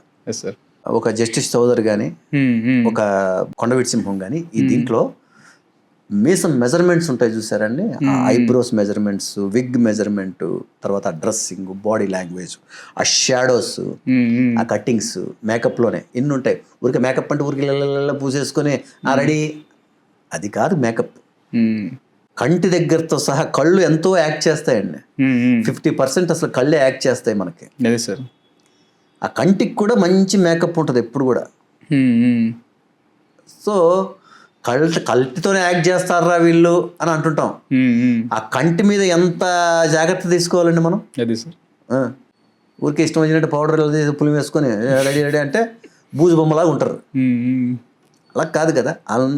మేకప్లో అలాగా నేను ఒక దగ్గర ఒక 24 గెటప్స్ని ఎక్స్పెరిమెంట్ చేశాను సార్ నేను. ఓ ఓకే సార్. ఒకసారి నాకు ఏదో ఇండస్ట్రీ స్ట్రైక్ ఏదో అప్పుడు ఏదో ప్రాబ్లంతో ఆ 10 రోజులు ఊరుకుండకూడదని చెప్పి 4 రోజులు ఫోటోషూట్ పెట్టేశాను నేను. 4 days ఫోటోషూట్ జరిగింది. 4 days 24 గెటప్స్. నేను సోషల్ మీడియాలో ఆ గెటప్స్ అన్నీ ఉంటాయి. అసలు అవన్నీ మనం కొత్తగా సృష్టించిన గెటప్లు కాదు అవి. నేను చూసాను పాతవే. నేనైతే ఎలాగుంటానని ఎక్స్పెరిమెంట్ చేసుకున్నాను. నేను ముందు ఏదో సినిమాలో ఏమో అనుకున్నా, తర్వాత అర్థమైంది నాకు నార్మల్గా షూట్ చేసి పెట్టారు అని చెప్పేసి. జనాల్లోకి సార్ మీ గురించి ఏ కాంట్రవర్సీస్ ఉండవు, బాగా కూల్ గోయింగ్ అంతే, ఆయన చుట్టూ ఏం ఉండవు అని చాలా మాట్లాడుకుంటూ ఉంటారు. ఒక్కసారి మీ పాస్ట్కి వెళ్దాం సార్. అసలు శంకర్ నారాయణ గారు మీ ఫాదర్, ఆయన అంటే స్ట్రిక్ట్గా ఉండేవారు సార్ ఇంట్లో? మీరు ఎలా ఉండేది అంతా మీ రిలేషన్? సార్ బాగా భయం, ఆయన అంటే భయం మాకు. ఓకే, టెర్రర్ మనిషి ఆయన. ఆయన ఇంకోటి ఆయన రంగస్థల నటుడు అంటే కదా సార్, స్టేజ్ యాక్టర్ అంట ఆయన. ఆయన మంచి స్టేజ్ ఆర్టిస్టు. పరిషత్తుల్లో అదే సార్ బెస్ట్ యాక్టర్ గా రామారావు గారి చేతుల మీదుగా ప్రొద్దుటూరులో పరిషత్తుల్లో తీసుకున్నారు ఆయన. అదే సార్ అవార్డు తీసుకున్నారు ఆయన. ఆయనకి అందుకనేసి మనం యాక్ట్ చేసేటప్పుడు ఆయన మనం ఏం చేస్తున్నాం అనేది వెంటనే కనిపెట్టేస్తుంటాడు ఆయన. డైలాగ్ ఏంట్రా, ఫస్ట్ నన్ను డైలాగ్ గురించి తిట్టింది మా ఫాదరే. ఓకే, అందులో ఏంటంటే వాళ్ళు స్టేజ్ ఆర్టిస్టులకి ఏంటంటే డైలాగ్ పర్ఫెక్షన్ గా చూసుకుంటారు వాళ్ళు. మిగతావన్నీ మనం బయట ఎన్ని షోకులు పడి ఎన్ని స్టైల్ బట్టి ఎన్ని ఇది చేసుకున్నా కెమెరా ముందు డైలాగ్ దగ్గర స్టేజ్ ఆర్టిస్టుల దగ్గర మనం దొరికిపోతాం. అవును సార్, ఖచ్చితంగా దొరికేస్తాం. సో మా ఫాదరు తల కొట్టేసుకునేవాడు. అయ్యో ఎందుకురా పరిగెడుతున్నావు, డైలాగ్ కరెక్ట్గా చెప్పురా బాబు అంటున్నాడు. అట్లాగా ఆయన. యాక్చువల్లీ మీకు ఒక సందర్భం చెప్పాలి సార్ మీ గురించి. మామూలుగా మా ఫ్రెండ్స్ అంటే మా 4 ఉండే వాళ్ళు వెనకాల కూర్చునేటోళ్ళం, బ్యాక్ బెంచర్స్. సినిమా ముందు రోజు ఏ సినిమా వస్తే దాని గురించి మాట్లాడుకుంటూ కాలక్షేపం చేస్తూ ఉండేవాళ్ళు మామూలే. అయితే ముందు తేజ టీవీలో మీ సినిమా ఒకటి వచ్చింది సార్, అందరూ డూప్లే దానిలో. మీరు చిరంజీవి డూప్ ఏదో సినిమా చేశారు, ఎన్టీఆర్ నగర్. ఎగ్జాక్ట్లీ. ఆ సినిమా గురించి నెక్స్ట్ డే డిస్కస్ చేస్తూ ఉంటే ఎవరో ఒకడు సొల్లు కబుర్లు చెప్పేవాడు ఒకడు ఉంటాడు కదా, వాడు ఏమన్నాడంటే మాతో, మీకు విషయం తెలుసా, అతను డూప్ కాదు, చిరంజీవికి చిన్న తమ్ముడు, వాళ్ళకి గొడవలు అయిపోయి తోసేశారు ఇంట్లో నుంచి. అంటే ఇంకా నాకు తెలియని విషయం ఒకటి తెలిసింది, ఇంకా మామూలుగా కాదని చెప్పేసి అందరికి స్కూల్లో చెప్పడం స్టార్ట్ చేసాం. సార్ ఇంటికి వెళ్ళాను సార్, ఇంటికి వెళ్ళి సినిమా చూస్తున్నాం, విధి సీరియల్ అనుకుంటా మీద వస్తుంది. మా డాడీ పక్కన కూర్చొని నేను చూస్తున్నా, ఆయన స్టేజ్ యాక్టర్. డాడీ చిరంజీవి తమ్ముడు గొడవలు అయిపోయినాయి అంట, ఇంట్లో నుంచి గెంటేశారంటే ఇన్ని. నాకనే చెవుపెట్టుకునేది. ఎవరు చెప్పారంటే మా స్కూల్లో ఫ్రెండ్, స్కూల్లోకి వెళ్ళి నువ్వు నేర్చుకుని ఏంద్రా ఆయన ఎవరో తెలుసా, శంకర్ నారాయణ కొడుకు ఆయన. కేసీ అంటే వాళ్ళ గురువు గారికి మీ ఫాదర్ తెలుసు అంట సార్. ఓహో, బాగా పరిచయం అంట. వాళ్ళ అబ్బాయి నువ్వు వెళ్ళి చేసేవి ఇవి అంటారు పోదని చెప్పేసి. ఇది తెలియదు అనుకోండి ఆయనకి, వాళ్ళ కొలీగ్ ఫ్రెండ్ కొడుకు అని తెలియదు అనుకోండి, పాప ఆయన కూడా నమ్మేసేవాడు. అంతే కదా. ఏ సార్ ఈ గాసిప్లో ఇప్పుడు బాగా అదేంటి ముగ్గురు మనగాళ్ళు సినిమా, 3వ చిరంజీవి గారు ఉంటారు కదా, డాన్సర్ చిరంజీవి గారు, అది నేనే చేశానని పుకారు వచ్చేసింది. ఓకే, ఎంత లెవెల్కి వెళ్ళిపోయిందంటే అది రాజ్ కుమారే అని వచ్చేసింది. మీడియా వాళ్ళు కూడా అడిగేవారు నన్ను. అప్పట్లో అంతా మీడియా వాళ్ళు ప్రతిరోజు ప్రతి సెట్కి వెళ్తారు, సెట్స్కి వెళ్తూ ఉంటారు కదా. ఎన్నిసార్లు ముగ్గురు మనగాళ్ళు సెట్కి వెళ్ళావు, నువ్వు అసలు ఎప్పుడు కనపడలేదే, ఎప్పుడు చేసావు, నువ్వే అని టాక్ ఉంది బయట అని మీడియా వాళ్ళు అడితే, దండం సార్ మీకు, నేను కాదు అది, ఎవరి మీద ఒట్టేయమంటారు చెప్పండి, నేను ఒట్టి పెట్టలేదు అసలు, అది ఏదో వచ్చింది పుకారు, నాకు తెలియదు, నేనైతే చేయలేదు అసలు అది కానే కాదు అని చెప్పి నేను చెప్తే, అవునా బయట చూడు ఎంత అది ఎంత స్ప్రెడ్ అయిపోయిందంటే, ఆ డాన్సర్ చిరంజీవి గారు 3వ చిరంజీవి గారు నేనే అని పుకారు వచ్చేసింది. అంత లెవెల్ వచ్చింది. యాక్చువల్లీ ఇది జనాల నుంచి పుట్టిన పుకారు సార్, ఎందుకంటే ఆ చిన్నప్పుడు నేను కూడా విన్న మాట ఇది. లేదు నిజంగా వచ్చిందండి బాబు, నాకైతే అసలు ఆశ్చర్యం, ఏంటి ఇలా వచ్చేసింది ఏంటి. ఇది మీడియా వాళ్ళు క్రియేట్ చేసింది కదా, జనాల నుంచి వచ్చిన పుకారు. మీడియా వాళ్ళకే డౌట్. అదే సార్, ఇదేంటిది, నువ్వు ఎప్పుడు వెళ్ళావు అసలు, నువ్వు ఎప్పుడు కనపడలేదే, మేము అన్నిసార్లు సెట్కి వెళ్ళాము. అప్పుడు జనరల్గా షూట్ జరుగుతుంటే సెట్స్కి మీడియా వాళ్ళు వచ్చేవాళ్ళు కదా, ఎన్నిసార్లు వెళ్ళినావు నువ్వు ఎప్పుడు లేదే, ఇది ఎట్లా నువ్వు ఎప్పుడు చేసావు అని అంటే, లేనే లేదు, నేను అసలు చేయనే లేదని చెప్పి. సో అట్లా ఒక్కసారి ఇది వస్తుండేది సార్. అంటే ఇప్పుడు యాక్టర్ అవ్వాలనేది డాడీ దగ్గర నుంచి వచ్చిందా, ఆయన నాటకాలు చూసి అవి? మామూలుగా ఆయన స్టేజ్ ఆర్టిస్ట్, ఇవన్నీ తెలుసు మనకి. తర్వాత చిన్నప్పుడే మనం స్కూల్ డేస్ నుంచే ఉమ్, స్కూల్లోనే అసలు సపరేట్గా అగో నువ్వు అలా ఉన్నావు ఇలా ఉన్నావు ఆ హీరో లాగా ఉన్నావు ఈ హీరో ఇలాగ అన్నీ చెప్తూ ఉంటే మనం ఒక రకంగా నేను కూడా హీరోనే అనే ఫీలింగ్లో తిరుగుతాం. అప్పుడు ఏముందండి, ఎవరైనా ఒక హీరోతో పోలిస్తే ఉమ్, ఉమ్, మనం కాలు రెగరేసుకుని తిరిగేస్తుంటాం మనం. ఉమ్. నాకు ఆ విధంగా ఫస్ట్ ఎవరి పేరు వచ్చేది, కార్తిక్ పేరు వచ్చేది నాకు ఎక్కువ. అదే సార్, కార్తిక్ లాగా ఉంటాడు, కార్తిక్ లాగా తమిళ్లో ఉంటాడు. కార్తిక్, ఇక్కడ చిరంజీవి. ఆ చిరంజీవి గారి పేరు అసలు ఫస్ట్లో వచ్చేది కాదు, కార్తిక్ పేరు ఎక్కువ వచ్చేది. Okay okay. సో అంటే మనం అందులో ఆ టైంలో ఆయన కార్తిక్ గారివి ఒక 2-3 సినిమాలు, ఘర్షణ, ఉమ్, ఉమ్, అన్వేషణ, ఉమ్. అభినందన, పుణ్యస్త్రీ ఇలాంటి సంథింగ్ ఏదో అవన్నీ ఇక్కడ కూడా సినిమాలన్నీ, బ్లాక్ బస్టర్స్. సీతాకోక చిలుక ఇలాంటివన్నీ. సీతాకోక చిలుక అప్పుడు పెద్దగా ఆయన ఇది కాలేదు కానీ, అంటే మంచి హిట్ అది తెలియదు కానీ, ఆ తర్వాత సినిమాలు ఆయనకి పీక్స్. అవును సార్, ముఖ్యంగా అసలు యూత్ లో పెద్ద ఫాలోయింగ్ ఆయన. అవునవును సార్. సో ఆయనతో పోలుస్తూ ఉండేవారు నన్ను ఎక్కువ. మనం ఇంకా అసలు నిజంగా నేను కూడా హీరోనే అన్నట్టుగా ఫీలింగ్ లో ఉండేవాళ్ళం. కాలేజీలో ఎవరైనా ఒక్కరు మనల్ని మెచ్చుకుంటే పలానా హీరోతో పోలిస్తే మనం కూడా కాలు దగ్గర వేసుకుని తిరిగేస్తుంటాం కదా, అదే అదే సార్. అదొక ఫీలింగ్ లో ఉండేవాళ్ళం. ఉమ్, ఉమ్, కట్ చేస్తే మా నాన్నగారితో పాటు ఆయన సినిమాల్లో కూడా యాక్ట్ చేశారు కొన్ని సినిమాలు. ఉమ్, ఉమ్. కాకపోతే ఆయన ఉద్యోగరీత్యా ఆయనకి హైయర్ అఫీషియల్స్ మెమో ఇచ్చారు ఆయన, ఆహా. నువ్వు యాక్టింగ్ అన్నా చేసుకోండి మీరు, లేదంటే సినిమాలన్నా ఇది జాబ్ అన్నా చేయండి, లేదంటే సినిమాలన్నా చేసుకోండి అని ఆయనకి ఇది ఇచ్చారు. ఉమ్, ఇంకా తర్వాత ఆయన లేదు పిల్లలు పెద్దవాళ్ళు అవుతున్నారు, ఇంకా మనం ఆడపిల్ల కూడా పెళ్ళిడికి వస్తుంది, ఇంకా జాగ్రత్తగా ఉండాలని చెప్పి తర్వాత వదిలేశారు ఆయన. ఉమ్, ఉమ్, ఆయనతో పాటు ఆ షూటింగ్లకు వెళ్ళేటప్పుడు నేను ఉమ్, ఉమ్, ఈ సినిమా షూటింగుల్లో లైట్స్, హడావిడి సినిమా సెట్, ఉమ్, ఉమ్. అలాగే నేను మా నాన్నగారితో పాటు వెళ్ళిన షూటింగ్ ఆలయ శిఖరం, ఉమ్. చిరంజీవి గారు హీరో, ఓకే. ఆలయ ఓకే శిఖరం. సార్. ఆ షూటింగ్లో ఫస్ట్ చిరంజీవి గారిని చూసింది అక్కడే నేను. ఎంత సార్ ఏజ్ మీది అప్పుడు? నేనెంత సార్ అప్పుడు ఇంటర్మీడియట్, 10th అయిపోయి ఇంటర్మీడియట్లో ఉన్నా. Okay okay. అప్పుడు తిరుపతిలో ఫాదర్ పని చేస్తున్నారు తిరుపతిలో. ఉమ్, ఉమ్. తిరుపతిలోనే ఆ షూటింగ్ మొత్తం జరిగింది, ఆలయ శిఖరం. ఓకే. ఆ పర్మిషన్స్ అవన్నీ కూడా నాన్నగారు ఇప్పించారు ఆ షూటింగ్కి. ఉమ్, ప్లస్ నాన్నగారికి చాలా మంచి ఫ్రెండ్ కోటరామకృష్ణ గారు. Okay sir. ఓకే. సో ఆ విధంగా అందులో ఈయన యాక్ట్ చేశారు. ఉమ్, ఉమ్, సత్యనారాయణ గారి మెయిన్ విలను, ఉమ్. సత్యనారాయణ గారికి అసిస్టెంట్గా ఉంటాడు మా ఫాదర్, ఆహా, okay assistant villain. Okay okay. So ఆయనతో పాటు చిరంజీవి గారితో ఫైట్ ఈయనకు ఇవన్నీ ఉన్నాయి. ఆహా, ఓకే. ఆ షూట్ కన్నిటికీ నేను వెళ్ళా మా నాన్నతో పాటు. ఓకే. మా నాన్న అసలు బీజం పడింది నాకు మైండ్లో అక్కడే. చిరంజీవి గారిని చూసినప్పుడు మనం కూడా అవ్వాలి, ఉమ్, మనం కూడా హీరో అవ్వాలి, ఇలాగ అవ్వాలి ఉమ్, ఉమ్. అని మైండ్లో థాట్. అందులో ఆయనది అప్పుడు ఆ టైంలో యమకింకరుడు సినిమా పెద్ద హిట్ అనమాట ఆయనది, భలే బ్లాక్ బస్టర్ లాగా, మ్యాడ్ మ్యాక్స్ ఉమ్. ఇదనమాట అది. Okay sir. ఆ సినిమా అప్పుడు Mad Max, Moonrakers, The Spy Who Loved Me ఇలాంటి సినిమాలన్నీ మనం పిచ్చి పిచ్చిగా చూసేవాళ్ళం. ఓకే. తర్వాత ఈ Enter the Dragon, Bruce Lee సినిమాలు ఇవన్నీ. ఉమ్, అలాంటి రోజుల్లో మ్యాడ్ మ్యాక్స్ సినిమాని చిరంజీవి గారు యమకింకరుడు అని చేశారు అప్పుడు. సార్. ఆ బైక్లు, అదే సార్. సుధాకర్ గారి బైకులు ఇవన్నీ, ఆ విలన్ ఒక ఫైట్లు ఇవన్నీ భలే నచ్చేసింది ఆ సినిమా. ఆ సినిమా చూసిన ఒక 10-15 రోజుల గ్యాప్లోనూ, ఒక మ్యాక్సిమం ఒక 20 days గ్యాప్లో ఈ షూటింగ్ నేను మా నాన్నతో పాటు వెళ్ళా. ఓకే. మా నాన్నకు తెలియదు ఈ విషయం. ఈ సినిమాకి వచ్చిన తర్వాత వాడికి హీరో ఇలా అని తెలిసింటే మా నాన్న అసలు తీసుకెళ్ళిండేవాడు. ఆయన షూటింగ్ ఏమో కానీ నాకైతే మైండ్కి ఎక్కేసింది అప్పుడు. అసలు అంటే మనం కూడా హీరో అవ్వాలి ఏమన్నా కానీ అని చెప్పి మైండ్లో పడింది అక్కడే, బీజం పడింది అక్కడే, ఆ షూటింగ్లోనే. ఓకే. So okay. అయితే డాడీకి చెప్పినప్పుడు మాత్రం ఆయన ఎంకరేజ్ చేయలేదని విన్నా నేను. సార్ ఇవన్నీ బయట చెప్పుకుంటాం ఏంటి, బయట చెప్పుకుంటే అసలు నెక్స్ట్ డే మళ్ళీ షూటింగ్కి తీసుకెళ్ళరు. తర్వాత ఎప్పుడు నేను ఇంజనీరింగ్ ఇంకా అయిపోయిన తర్వాత ఆ టైంలో ఇంజనీరింగ్ కూడా కంప్లీట్ చేస్తారు ఈ లోపు. కంప్లీట్ చేసామంటే చాలా కష్టంతో చేసాములేండి, అది కూడా ఎందుకు చెప్తారు. అంటే అప్పట్లో ఇంజనీరింగ్ అంటే ఎంతో కాన్సన్ట్రేట్ చేస్తే కానీ అయ్యే పని కాదు అది. ఏం కాన్సన్ట్రేషన్ అండి బాబు, సినిమా గోల్తో ఉండేవాళ్ళు ఎప్పుడు. ఓకే. సో తర్వాత ఇంకా అందుకే 4 సంవత్సరాలు చదువు, 6 సంవత్సరాలు చదివాం మనం. అబ్బో. ఓకే.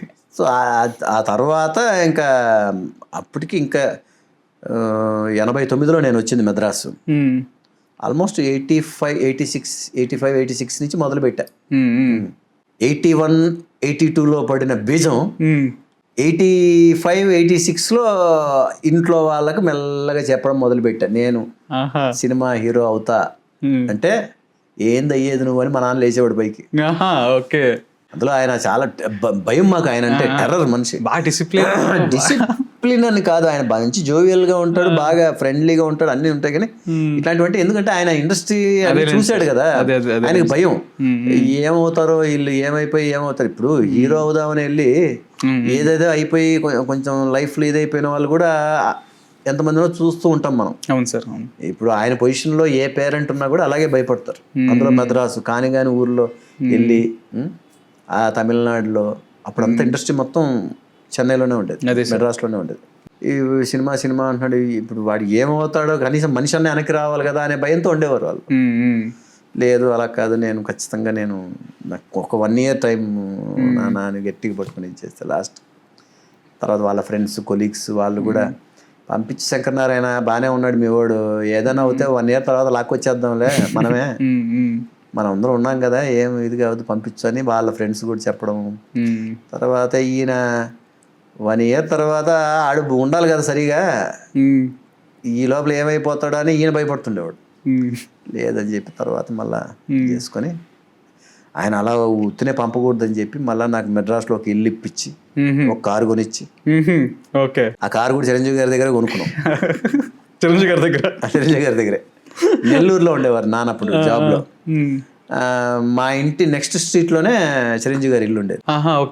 ఇప్పుడు కారు కొందామని ఏదో అనుకున్నప్పుడు ఫాదరు ఈ మధ్యలో ఎవరో ఈ మీడియేషన్ చేసే వాళ్ళు ఎవరో మా ఫాదర్ దగ్గర, లేదు సార్ ఇలాగా చిరంజీవి గారు వాళ్ళ కారు ఒకటి అమ్ముతున్నారు, అంబాసిడర్ కారు, మీరేమైనా కొనుక్కుంటారేమో కొనుక్కోండి. నాన్నగారు వెళ్ళి చూసి ఇంకేం మాట్లాడకుండా వెళ్ళి వాళ్ళ ఫాదర్ని కలిశారు. చిరంజీవి గారి ఫాదరు వెంకట్రావు గారు, ఆయన కలిసి, ఆయన అప్పుడు ఎక్సైజ్ డిపార్ట్మెంట్లో వర్క్ చేస్తుండేవారు. ఎవరు, మన చిరంజీవి గారి ఫాదర్. ఆయన ఇంకా అప్పుడు సర్వీస్లో ఉన్నారు. ఆయన బైక్లో దీంట్లో బుల్లెట్లో వెళ్తుంటే స్టైలిష్గా అసలు ఆ పోలీస్ యూనిఫామ్లో భలే గంభీరంగా ఉండేవారు. ఆయన స్టార్గా ఉండే కూడా ఆయన జాబ్లో ఉండేవారు. అప్పుడు ఇంకా కరెక్ట్గా ఆ టైంలో ఖైదీ, మంత్రి గారి వియంకుడు 2 సినిమాలు దగ్గర ఒక 10 రోజుల గ్యాప్లో 15 రోజుల గ్యాప్లోనూ రిలీజ్ అయ్యాయి. 2 హిట్లు సినిమాలు. అసలు ఖైదీ అయితే అసలు బీభత్సం ఆ టైంలో, కరెక్ట్గా ఆ టైంలో అనమాట. అప్పుడు ఇంకా వెంకట్రావు గారు పెద్ద ఆయన సర్వీస్లో ఉన్నారు. అప్పుడు ఇంకా డైలీ మేము పోలీస్ పెరేడ్ గ్రౌండ్కి దీనికి వెళ్ళేవాళ్ళం, రన్నింగ్ ప్రాక్టీస్కి దీనికి వెళ్ళేవాళ్ళం అనమాట.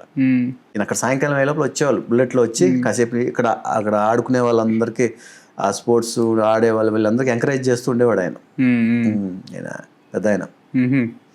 సో ఆ విధంగా ఆ కారు అమ్ముతున్నారని తెలిసి ఫాదరు ఆ కారు కొన్నారు, TSC 2. దాంట్లో కూడా సి బుక్లో చిరంజీవి గారి పేరే ఉంటుంది. ఆ తర్వాత నా పేరు రాజ్ కుమార్.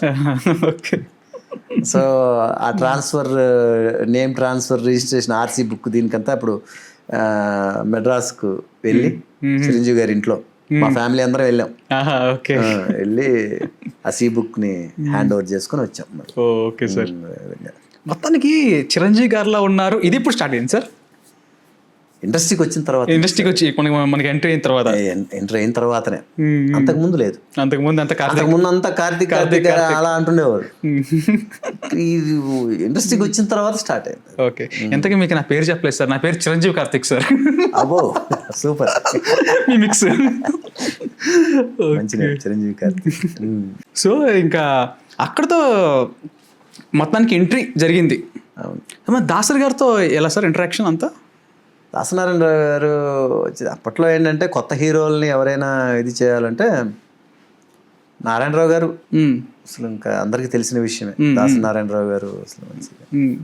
దానికన్నా ముందు మా ఫాదర్ ఏం చేశారంటే, ఆయన సినిమాల్లో కోడి రామకృష్ణ గారు మంచి ఫ్రెండ్ అని చెప్పాను కదా, మధురా నగర్లోనే ఒకటి చిన్న పేపర్లో యాడ్ వచ్చింది. అప్పుడు 4 హీరోలు, కొత్త హీరోలతో, భార్గవ్ ఆర్ట్ ప్రొడక్షన్స్, గోపాల్ రెడ్డి గారు ప్రొడ్యూసర్.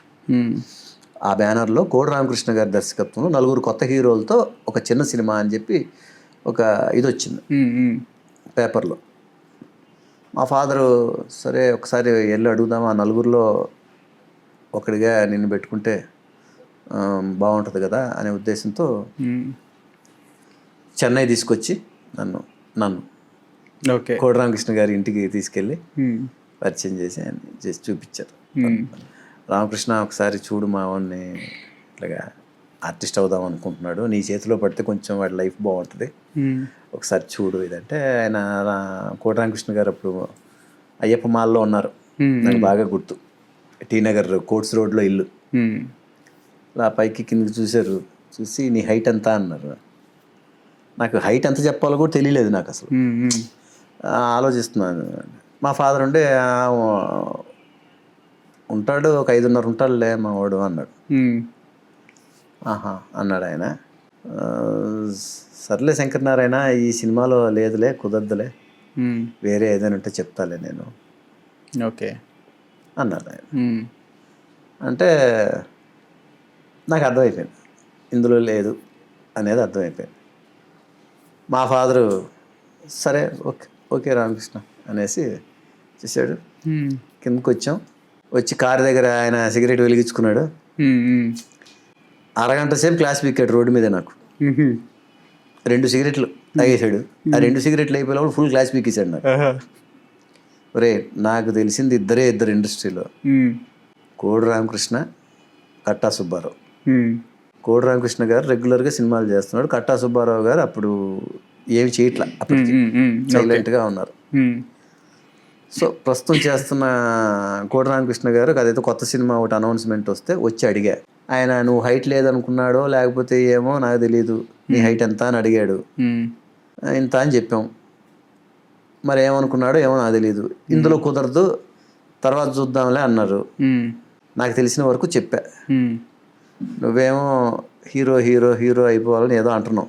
నువ్వు అడిగావు కదా 1 సంవత్సరం అని, నేను 2 సంవత్సరాలు ఇస్తా టైం నీకు. ఈ 2 సంవత్సరాల్లో నీ కాలేజీకి ఎంత డబ్బులు పంపుతున్నాను దానికన్నా 1000 రూపాయలు ఎక్స్ట్రా పంపిస్తా. నీకు ఇల్లు తీసిచ్చా, కారు ఇచ్చా, దాని రెంట్లు, నీ ఖర్చులకి ఇవన్నీ ఇస్తా, జాగ్రత్త చూసుకోను. సంవత్సరం ఉన్నది 2 సంవత్సరాలు ఇచ్చా. ఈ 2 సంవత్సరాల్లో నువ్వు ఏమవుతావో అని నాకు తెలీదు, కానీ మనిషి ఇంటికి తిరిగి రాను, మనిషిగా రా వెనక్కి. ఓకే, తండ్రిగా నేను ఒక్కటే చెప్తాను నీకు, ఇది మద్రాసు మహానగరం, మహాసముద్రం ఇది. నువ్వు జాగ్రత్తగా ఇంటికి వస్తే నేనేదైనా మా పెద్దవాళ్ళని ఎవరినైనా వాళ్ళని పట్టుకొని వాళ్ళని వెళ్ళి కాల్లో గడుపు ఏదో ఒకటి పట్టుకొని నీకు ఎక్కడో ఒక చోట నిన్ను ఒక జాబ్ ఇప్పిస్తా, మనిషిగా తిరిగి రా నువ్వు అన్నాడు. అంటే ఫస్ట్ సంతోషం నాకు, అబ్బా సంవత్సరాన్ని 2 సంవత్సరాలు చేసాడు ఈయన అనుకున్నా, ఓ సంతోషం. నెక్స్ట్ ఇంకొక భయం, ఈ లోపల ఏమి అవ్వకపోతే మళ్ళీ తీసుకెళ్ళిపోతాను అంటున్నాడు. ఓకే, అట్ ఎనీ కాస్ట్ ఏదో చేయాలి, నేను ఫోకస్డ్గా ఉండేవాడిని బ్రదర్. నేను నా ఏం మొత్తం నేను ఏమన్నా కానీ ఆర్టిస్ట్ని అవ్వాలి, హీరోని అవ్వాలి, ఈ ఇండస్ట్రీలో నేను ఉండాలి. ఎందుకంటే వదిలితే పట్టుకెళ్ళిపోతాడు ఈయన, టైం అయ్యే లోపు తీసుకెళ్ళిపోతాడు ఈయన. జాగ్రత్తగా ఉండాలి అనే దీని మీద నేను నా ఫోకస్ మొత్తం దాని మీదే ఉండేది బ్రదర్.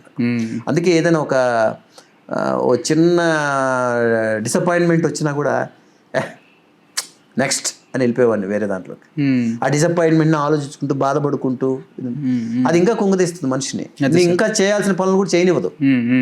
ఇది ఇలా అయిందా, ఓకే నెక్స్ట్ తీసేయి, ఈ స్టేటా కాదా ఇంకో స్టేటా, అది కాదా ఇంకో స్టేట్, వెళ్దాం, ఇండస్ట్రీలోనే ఉండాలి నేను, not enough you can stand, you must stay అనేది నా లైఫ్ కన్వయించుకున్నాను నేను.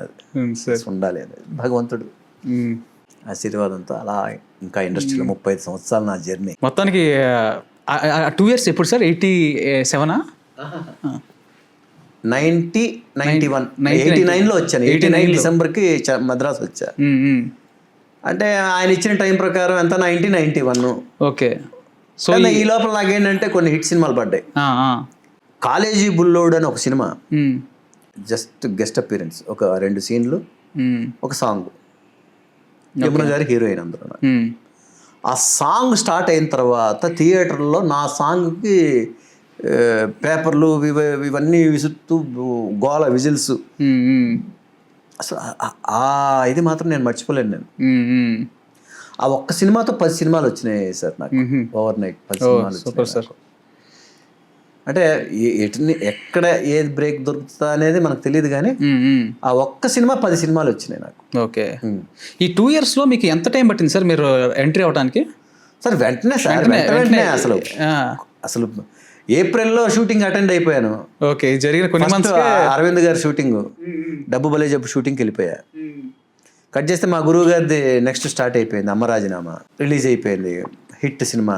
తర్వాత ఈ సినిమా రిలీజ్ అయ్యే వరకు నాకు సంబంధం లేదు సార్. సినిమా తర్వాత వెళ్తానే ఉంది. ఇంకా నాకు డేట్స్ చూడడం స్టార్ట్ చేసింది ఎవరు ఆ టైంలో?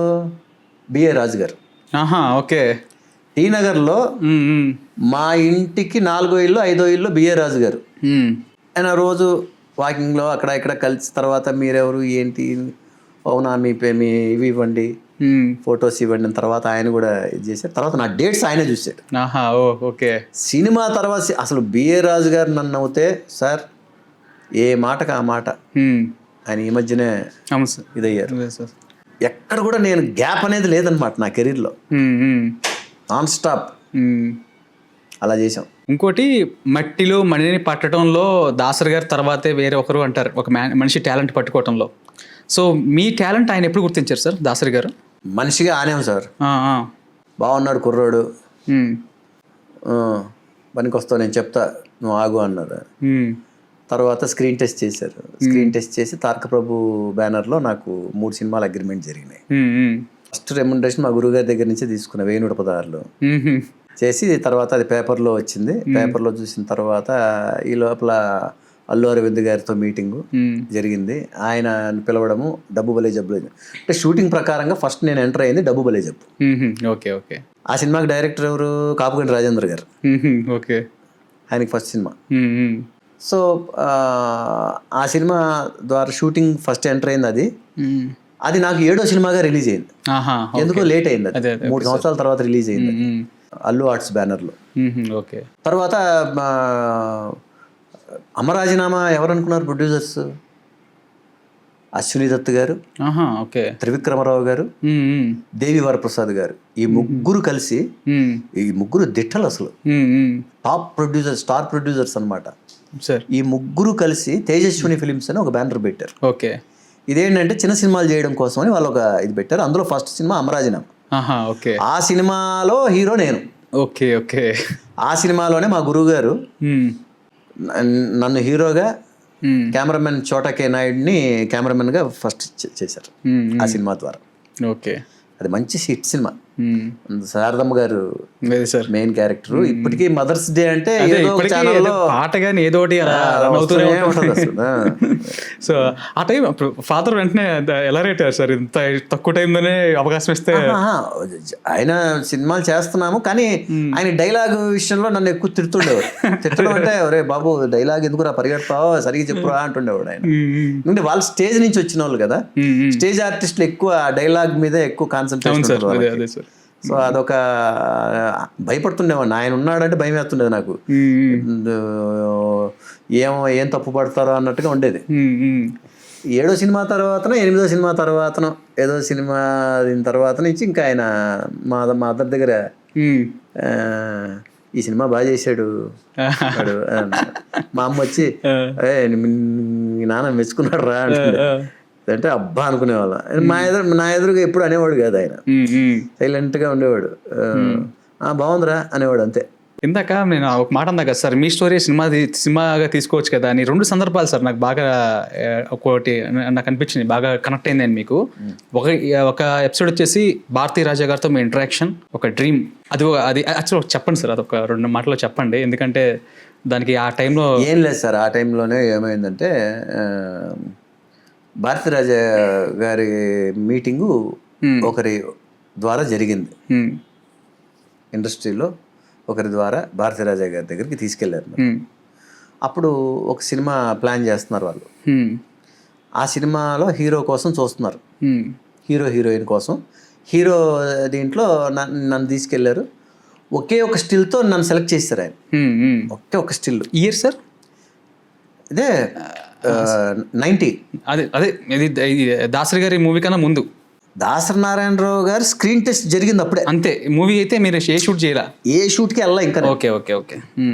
ఇంకా అప్పటికి షూటింగ్ అనేది లేదు, ఏమీ లేదు. డైరెక్ట్ ఆయన దగ్గరికి ఆయన దాకా వెళ్ళిపోయింది మీది ఫోటో? ఒకరి ద్వారా నన్ను తీసుకెళ్లారు. అప్పట్లో ఏముంది సార్, ఎవరైనా తీసుకెళ్ళి ఎవరైనా మనల్ని ఇది చేస్తే తప్ప ఆ కలవడం ఇవన్నీ ఉండవు. అదే సార్ అదే సార్. ఆల్బమ్ ఎప్పుడు ఉండేది, సంఖలో పెట్టుకుని తిరిగేవాళ్ళం. ఎవరైనా అడిగితే చూపించేవాళ్ళం, ఓ ఫోటో అడిగితే ఇచ్చేవాళ్ళం. వెనకాల నీ నెంబర్ ఏదుందో రాసివు, నీ పేరు నీ నెంబర్ రాసివు అనేవాళ్ళు, రాసి ఇచ్చేసేవాళ్ళం. అలాగే అలా ఉండేది అనమాట. ఒకరి ద్వారా వెళ్ళాం, చూశాడు ఫోటో, ఒక్క ఫోటోతోనే ఆయన అలా చూశాడు, ఓకే అన్నాడు. ఆ ఫోటో మీకు చూపిస్తా సార్. సెలెక్టెడ్ అన్నాడు. హీరోయిన్ కూడా తెలుగే అమ్మాయి, రంజిత, హీరోయిన్ రంజిత. ఆ సినిమానే నాడోడి తండ్రుల సినిమా, ఇళయరాజా మ్యూజిక్. అసలు భారతీరాజా గారు సినిమా అంటే మీకు ఎలా ఉంటుందో ఇంకా అసలు చెప్పాల్సిన అవసరం లేదు. ఏమైందంటే ఇంక షూటింగ్కి వెళ్ళాలి మేము 4-5 రోజుల్లో. మామూలుగా పిలిచాడు, హెల్త్ జాగ్రత్త చూసుకోండి, రెస్ట్ తీసుకోండి, ఫేస్ ఎక్కడ కూడా కరెక్ట్గా నిద్ర కరెక్ట్గా చూసుకోండి, హెల్త్ బాగా పెట్టుకోండి, షూటింగ్కి వెళ్తున్నాం మనం, ఇంకా ఎక్కడ కమిట్మెంట్స్ ఏం లేవు కదా మీకు, జాగ్రత్తగా ఎక్కడ ఏ కమిట్మెంట్ లేదు సార్. దాసనారాయణరావు గారు ఊరికే స్క్రీన్ టెస్ట్ చేశారు తప్ప షూటింగ్ ఏ ఆటం మీదే షూటింగ్. ఇలా చూసాడు, ఒక సెకండ్ అలా ఆగాడు, ఏమన్నావు మళ్ళీ చెప్పు అన్నాడు. అంతే సార్, దాసనారాయణరావు గారు జస్ట్ స్క్రీన్ టెస్ట్ చేశారు సార్, వేరే ఏం లేదు సార్, షూటింగ్ అంతా మీరే సార్ ఫస్ట్. తెలుగులో ఆయన స్క్రీన్ టెస్ట్ చేశారు, తమిళ్లో మీరే సార్ ఫస్ట్. నాకు తెలియదు ఆయన టచ్ చేసే హీరో కానీ హీరోయిన్ కానీ ఆయనే ఫస్ట్ స్క్రీన్ టెస్ట్ చేసి ఉండాలి, ఆయనే సెలెక్ట్ చేయాలి, ఆయనే ఫస్ట్ అవకాశం ఇచ్చి ఉండాలి, ఆయన ద్వారానే భారతీరాజా హీరో ఆర్ హీరోయిన్ అని ప్రోడక్ట్ బయటకు రావాలంట. ఓకే, అది ఆయన ఇదంట. నాకు తెలియదు ఆ విషయం. నోరు మూసుకొని ఉండొచ్చు కదా నేను. ఆ మాట అంటే ఒక్కోసారి నిజాయితీగా చెప్పేటివి కూడా మనకి పగులుద్దు అంటారు కదా, అలా పగిలింది. అదే సార్. ఆ మాట అనగానే ఒక నిమిషం బయట కూర్చో అన్నాడు. తర్వాత ఈలోపు నేను కూర్చున్నా, ఈ లోపల వాళ్ళ మేనేజర్ వచ్చాడు, నన్ను పట్టుకొని బూతులు తిట్టాడు. ఒకవేళ ఆయన చేస్తే చేసి ఉండొచ్చు కాక నువ్వు ఎందుకయ్యా చెప్పావు ఆయన దగ్గర, ఇప్పుడు హీరోని మార్చమంటున్నాడు అయ్యా, నువ్వు ఏం చేసావయ్యా, నువ్వు ఈ గమ్మునే ఉండు, ఏం మనిషి ఆయన నువ్వు అసలు, అది ఇప్పుడు 4 రోజులు అవుట్డోర్ వెళ్తున్నాం మనం, నీ అనవసరంగా నీ లైఫ్ నువ్వు ఇది చేసుకున్నావు, అది ఇది అని కళ్ళలో నీళ్ళు వచ్చేసినాయి నాకు. వెంటనే వెళ్ళిపోయి, సార్ లేదు సార్ నేను ఉన్నమాట చెప్దామని చెప్పాను సార్ అంటే, ఇలా పర్లేదమ్మా ఓకే అమ్మా వెళ్ళు, ఏం కాదు నువ్వు వెళ్ళు అంటున్నాడు ఆయన. నువ్వు నమ్మవు బ్రదర్, ప్రతిరోజు మార్నింగ్ వెళ్ళిపోయి 8:30, 9కి వెళ్ళిపోయి ఆఫీస్లో ఉండేవాడిని. ఆయన ఒక 9:30, 10కి అలాగ వచ్చేవారు. ఆయన నా ముందు నుంచి ఇలా వెళ్ళేవారు ఆఫీస్లో, అలా కూర్చో ఉండేవాడిని. ఈవినింగ్ ఆయన తిరిగి వెళ్ళే వరకు 5:30కి వెళ్ళే వరకు అలాగే ఉండేవాడిని. ఏ రోజైనా జాలిపడైనా కనీసం ఓకేలేవయా చేద్దులే పర్లేదులే అంటారేమో అనుకొని చూశాను. అదే సార్. నా కళ్ళ ముందే ఒకరోజు కార్తీక్ గారు ఒక బొకేతో వచ్చారు, హీరో కార్తీక్ గారు. కార్తీక్ని ఫస్ట్ టైం చూడడం లైఫ్లో, అన్ని సినిమాలు చూస్తూ ఇదయ్యాం కదా. ఆయన నా కళ్ళ ముందు వచ్చారు, లోపలికి వెళ్ళాడు. ఒక 20 మినిట్స్ తర్వాత మళ్ళీ వెళ్ళిపోయాడు. హీరో వాళ్ళ గురువు గారు, ఆయన గురువు కదా. అదే సార్. మొత్తం 25 డేట్స్ రాసి ఇచ్చేసి వెళ్ళిపోయాడు అంట. బస్ నేను అలా ఉండిపోయాను అంతే. ఇంకా నేను తర్వాత ఉండి కూడా లాభం లేదు అంతే. అంటే అప్పుడు అనిపించింది సార్, అంటే నిజాయితీగా ఉండటం కూడా ఇక్కడ కరెక్ట్ కాదేమో, అంటే ఒక్కోసారి నోరు అదుపులో పెట్టుకొని ఉండాలి, ఏ విషయాన్నైనా గుప్తంగా ఉండడం నేర్చుకోవాలి అనేది అదొక లెసన్ లాగా అనిపించింది నాకు. అది అవసరమైతే తప్ప చెప్పకూడదు ఏది కూడా. కొన్ని అవి మనకు ప్లస్ అవ్వచ్చు, మైనస్ అవ్వచ్చు, అది చెప్పకూడదు. చెప్పడం తప్పైపోయిందాం అలాగని చెప్పి అన్ని చెప్పకుండా అది కూడా తలనొప్పి. అంటే అదే ఆ లౌక్యం అనేది మనకు ఉండాల్సిందేమో సరే. ఎందుకంటే ఒక్కసారి భారతీరాజా హీరో అనగానే మీకు అసలు, అవును సార్, అసలు మీకు లెవెల్ వేరే వెళ్ళిపోయింది అది. అసలు ఆ సినిమా చూస్తే థియేటర్లో చూస్తున్నాను సార్ నేను, మెడ్రాస్ మౌంట్ రోడ్లో థియేటర్లో చూస్తున్న 2.5 గంట సేపు ఏడుస్తూనే ఉన్నాను సార్. నేను ఏడుస్తూనే ఉన్నాను. నేను ఆ పాటలు, ఇళయరాజా మ్యూజిక్, ఆ పాటలు, అందులో అతను ఆ హీరో వచ్చి ఆ గోల్డ్ స్మిత్ క్యారెక్టర్, రంజిత హీరోయిన్, సో ఇద్దరు తెలుగు, ఆ అమ్మాయి కూడా తెలుగు, నేను తెలుగు, అలా అలా బుక్ చేశారు అందులో ఆయన. అదే సార్. కానీ తర్వాత మనకు అట్లా ఇదైపోయింది. రీసెంట్గా కూడా కలిసా భారతీరాజ గారిని, ఒక తమిళ షూటింగ్లో ఉన్నారు ఆయన, నేను నాది పక్కన తమిళ షూటింగ్ జరుగుతుంది, అది okay serial, Vijay TV serial జరుగుతూ ఉన్నింది, చెల్లమ్మ అనే సీరియల్. ఓకే.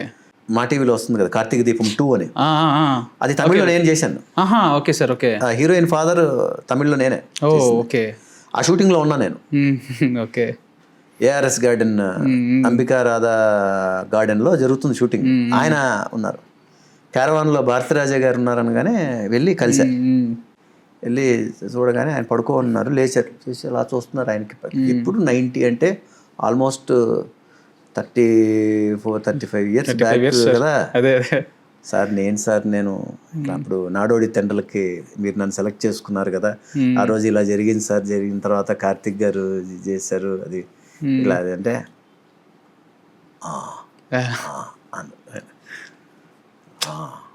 ఎప్పుడు ఇరికా. ఆ రోజు మీరు ఒక మాట చెప్పారు సార్ నాకు, లాస్ట్లో ఒక మాట అన్నాడు ఆయన, భారతీరాజా గారు. ఇంకా కార్తిక్ గారు వచ్చి డేట్స్ ఇచ్చేసి వెళ్ళిపోయారు. ఆ తర్వాత అలాగే కొన్నా, అట్లీస్ట్ ఆయన వెళ్ళేటప్పుడు ఒకసారి చెప్పేసి వెళ్ళిపోదాం అన్నట్టుగా నిలబడున్నా నేను. ఆయన వెళ్ళేటప్పుడు లేచి సార్ అలాగే సార్ అదన్నా, நான் ஒரு விஷயம் சொல்கிறேன், ஒரு ஆர்டிஸ்டாக நீ நல்லா வருவே, నీ కవలపడాదే అన్నాడు ఆయన. నేను ఒక మాట చెప్తాను నీకు, నువ్వు ఆర్టిస్ట్గా మంచి ఆర్టిస్ట్ అవుతావు, నువ్వేం భయపడదు, నువ్వు మంచి ఆర్టిస్ట్ అవుతావు అన్నాడు ఆయన. అంటే అదొక బ్లెస్సింగ్స్ అనుకొని ఇంకా తర్వాత వచ్చేసాను సార్. అంటే ఎంత టైం పట్టింది సార్ దాని నుంచి బయటికి రావడానికి మీకు? చెప్పాను కదా సార్, అనుకుంటాం అప్పటికప్పుడు ఇది మర్చిపోతున్నాం అని అనుకుంటాం. ఇప్పుడు సడన్గా సినిమా రిలీజ్ అయ్యింది, ఒక 4 months తర్వాత సినిమా థియేటర్లో చూసేటప్పుడు ఏడుస్తూనే ఉన్నా. అదే పనిగా వెళ్ళి థియేటర్లో చూసా, నేను చేసి ఉండాల్సిందే, ఇది మనకు మిస్ అయింది అనేది ఒక బాధ. నెక్స్ట్ వచ్చేసి ఇంకొక ఇది సార్, మనం ఆ ఎమోషన్ నుంచి ఒక ఫన్నీ వేలోకి రావచ్చు. నాకు తెలిసి ఇన్సిడెంట్తో ఎక్కడో చదివా, దయచేసి మీ పెళ్ళాల మాట వినండి బాగుపడతారు అని మీరు చెప్పిన మాటల ఎక్కడ చదివా. అసలు సినిమా అప్పుడు వద్దు వద్దు వద్దు సినిమా తీయొద్దు వద్దు అనేది ఆవిడ. లేదు నీకు తెలియదు, చేయాలి, ఎక్కడో చోట ఒక బ్రేకింగ్ పాయింట్ అనేది ఉండాలి అని బలవంతంగా తీసాము. అంటే నాకేంటంటే తర్వాత ఒక సెంటిమెంట్ ఏంటంటే, వాళ్ళకు మనస్ఫూర్తిగా ఇష్టపడి ఒప్పుకుంటేనే చేస్తే అందులో సక్సెస్ చూడగలమేమో, లేదంటే ఒక్కోసారి వాళ్ళు బాధపడుతూ మనకి ఇది చేయకపోతే అది నెగిటివ్ అవ్వడానికి కూడా ఛాన్స్ ఉంటుందేమో. ఆ విధంగా నాకేమన్నా ఇదైందేమో అనిపిస్తుంటుంది. అదే సార్, ఇప్పుడు సీరియల్ ప్రొడక్షన్ ప్లాన్ చేసుకుంటున్నాను నేను. ఆవిడ ఆమోదంతోనే నేను ఇప్పుడు చేయాలని ప్లానింగ్ చేస్తున్నా. ఎందుకంటే వాళ్ళకి ఇష్టం లేనప్పుడు మనం చేస్తే అది అలాగే అవుతాయి. నేను అందుకే జనరల్గా మనకేంటి, మగవాళ్ళకి ఏంటంటే ఆ చిన్న ఈగో అనేది ఎలా ఉంటుంది, ఎలా చెప్తే వినాలా అన్నట్టుగా ఉంటాం. కాదు, వినాలి, ఎలా చెప్తే వినాలి అనే దీంట్లో ఉండాలి మనం ఎప్పుడు. అంటే వాళ్ళు కూడా ఏంటంటే మంచిగా చెప్తారు కదా. అయితే అదే సార్, ఇందాక ఇదే సేమ్ కంటిన్యూషన్, మీ సినిమా మీరు తీసుకోండి, ఎందుకంటే వేరే వాళ్ళకి కథ ఇచ్చారు కదా సార్ మీరు మీ స్టోరీని. ప్రేమించుకుందాం రా సగం స్టోరీ మీదే లాగేశారంట కదా దానిలోకి. లాగేసుకోవడం కాదు, కూర్చోబెట్టారు, 2 sittings కూర్చోబెట్టి నోట్ చేసుకున్నారు అన్ని ఇన్సిడెంట్స్. అందులో ఆ లవ్ సీన్ ఇన్సిడెంట్స్ ఇవన్నీ ఉంటాయి కదా, అవన్నీ స్టార్టింగ్ లో వాళ్ళ లవ్ ఎలా మొదలవుతుంది, ఎలా ఇదవుతుంది, ఇవన్నీ నా రియల్ లైఫ్ లో జరిగినాయి అవన్నీ. అదే ఆ ఇన్సిడెంట్స్ అన్ని క్లియర్ గా చెప్పాను నేను అప్పుడు. మన సజ్జాన్సి జయంత్ గారు, కాశీ విశ్వనాథ్ గారు దానికి ఇప్పుడు పెద్ద యాక్టర్ అయిపోయారు. అవును. తర్వాత పరశురి బ్రదర్స్, గోపాలకృష్ణ గారు, వెంకటేశ్వర గారు. అదే సార్, మొత్తానికి బయట అనుకున్నంత కూల్ ఏం కాదు మీరు, డేర్ అండ్ డాషింగ్ అని. డేరింగ్ అంటే అండి, ఇప్పుడు లవ్ చేయడం కాదు, లవ్ అనేది ఎక్కడ ఒకరి మీద ఒకరికి ఇష్టం, మనం పెళ్లి వరకు అనుకున్నాము. అది జరగాలంటే, సక్సెస్ఫుల్గా జరగాలంటే అందరూ ఒప్పుకుంటే ఆ కథ వేరు. ఒప్పుకోనప్పుడు ఒకరు అంటే ఒకరికి ఇష్టం ఉన్నప్పుడు అది ఇంకా ఎట్లా ఉంటుంది. ఒక అమ్మాయి మిమ్మల్ని నమ్మి మిమ్మల్ని ఇది చేసినప్పుడు, ఇష్టపడినప్పుడు మగవాడు ఎంత ఇదిగా ఉండాలి, ఎంత గట్స్తో ఉండాలి, ఎంత ఇదిగా ఉండాలి. చావుకు భయపడో లేకపోతే ఇంకోటికి భయపడో ఇంకోటి చేస్తే అసలు నిన్ను ఎవడు ప్రేమించమన్నాడు? నిన్ను ఒక లైఫ్తో ఆడుకోవడం ఎందుకు? ఇవన్నీ లైఫ్తో ఆడుకోవడం అంటే అలా కాదు కదా, మనసుతో ఆడుకోవడం అనేది ఇది కాదు కదా, కరెక్ట్ కాదు కదా. ఒక అమ్మాయి మన కోసం అంత ఇది అన్నప్పుడు మనం ఎలా ఉండాలి? మనం ఓకే మ్యాక్సిమం ఏంటి, చంపేస్తారు, చూద్దాం అనే టైప్ రెండు దొరుకుని ఉంటే అసలు అదే సార్ మామూలుగా కాదు. అండ్ నాకు ఎంత ప్యూర్గా అనిపించింది అంటే ఒక సందర్భం ఒకటి విన్నాను సార్ నేను, ఏది జస్ట్ ఒక చూపే అంటే మీరు ఎక్కువ మాట్లాడుకుంది లేదు ముందు. మా దాంట్లో అదే అండి, మేము ఎక్కడ కలిసింది లేదు.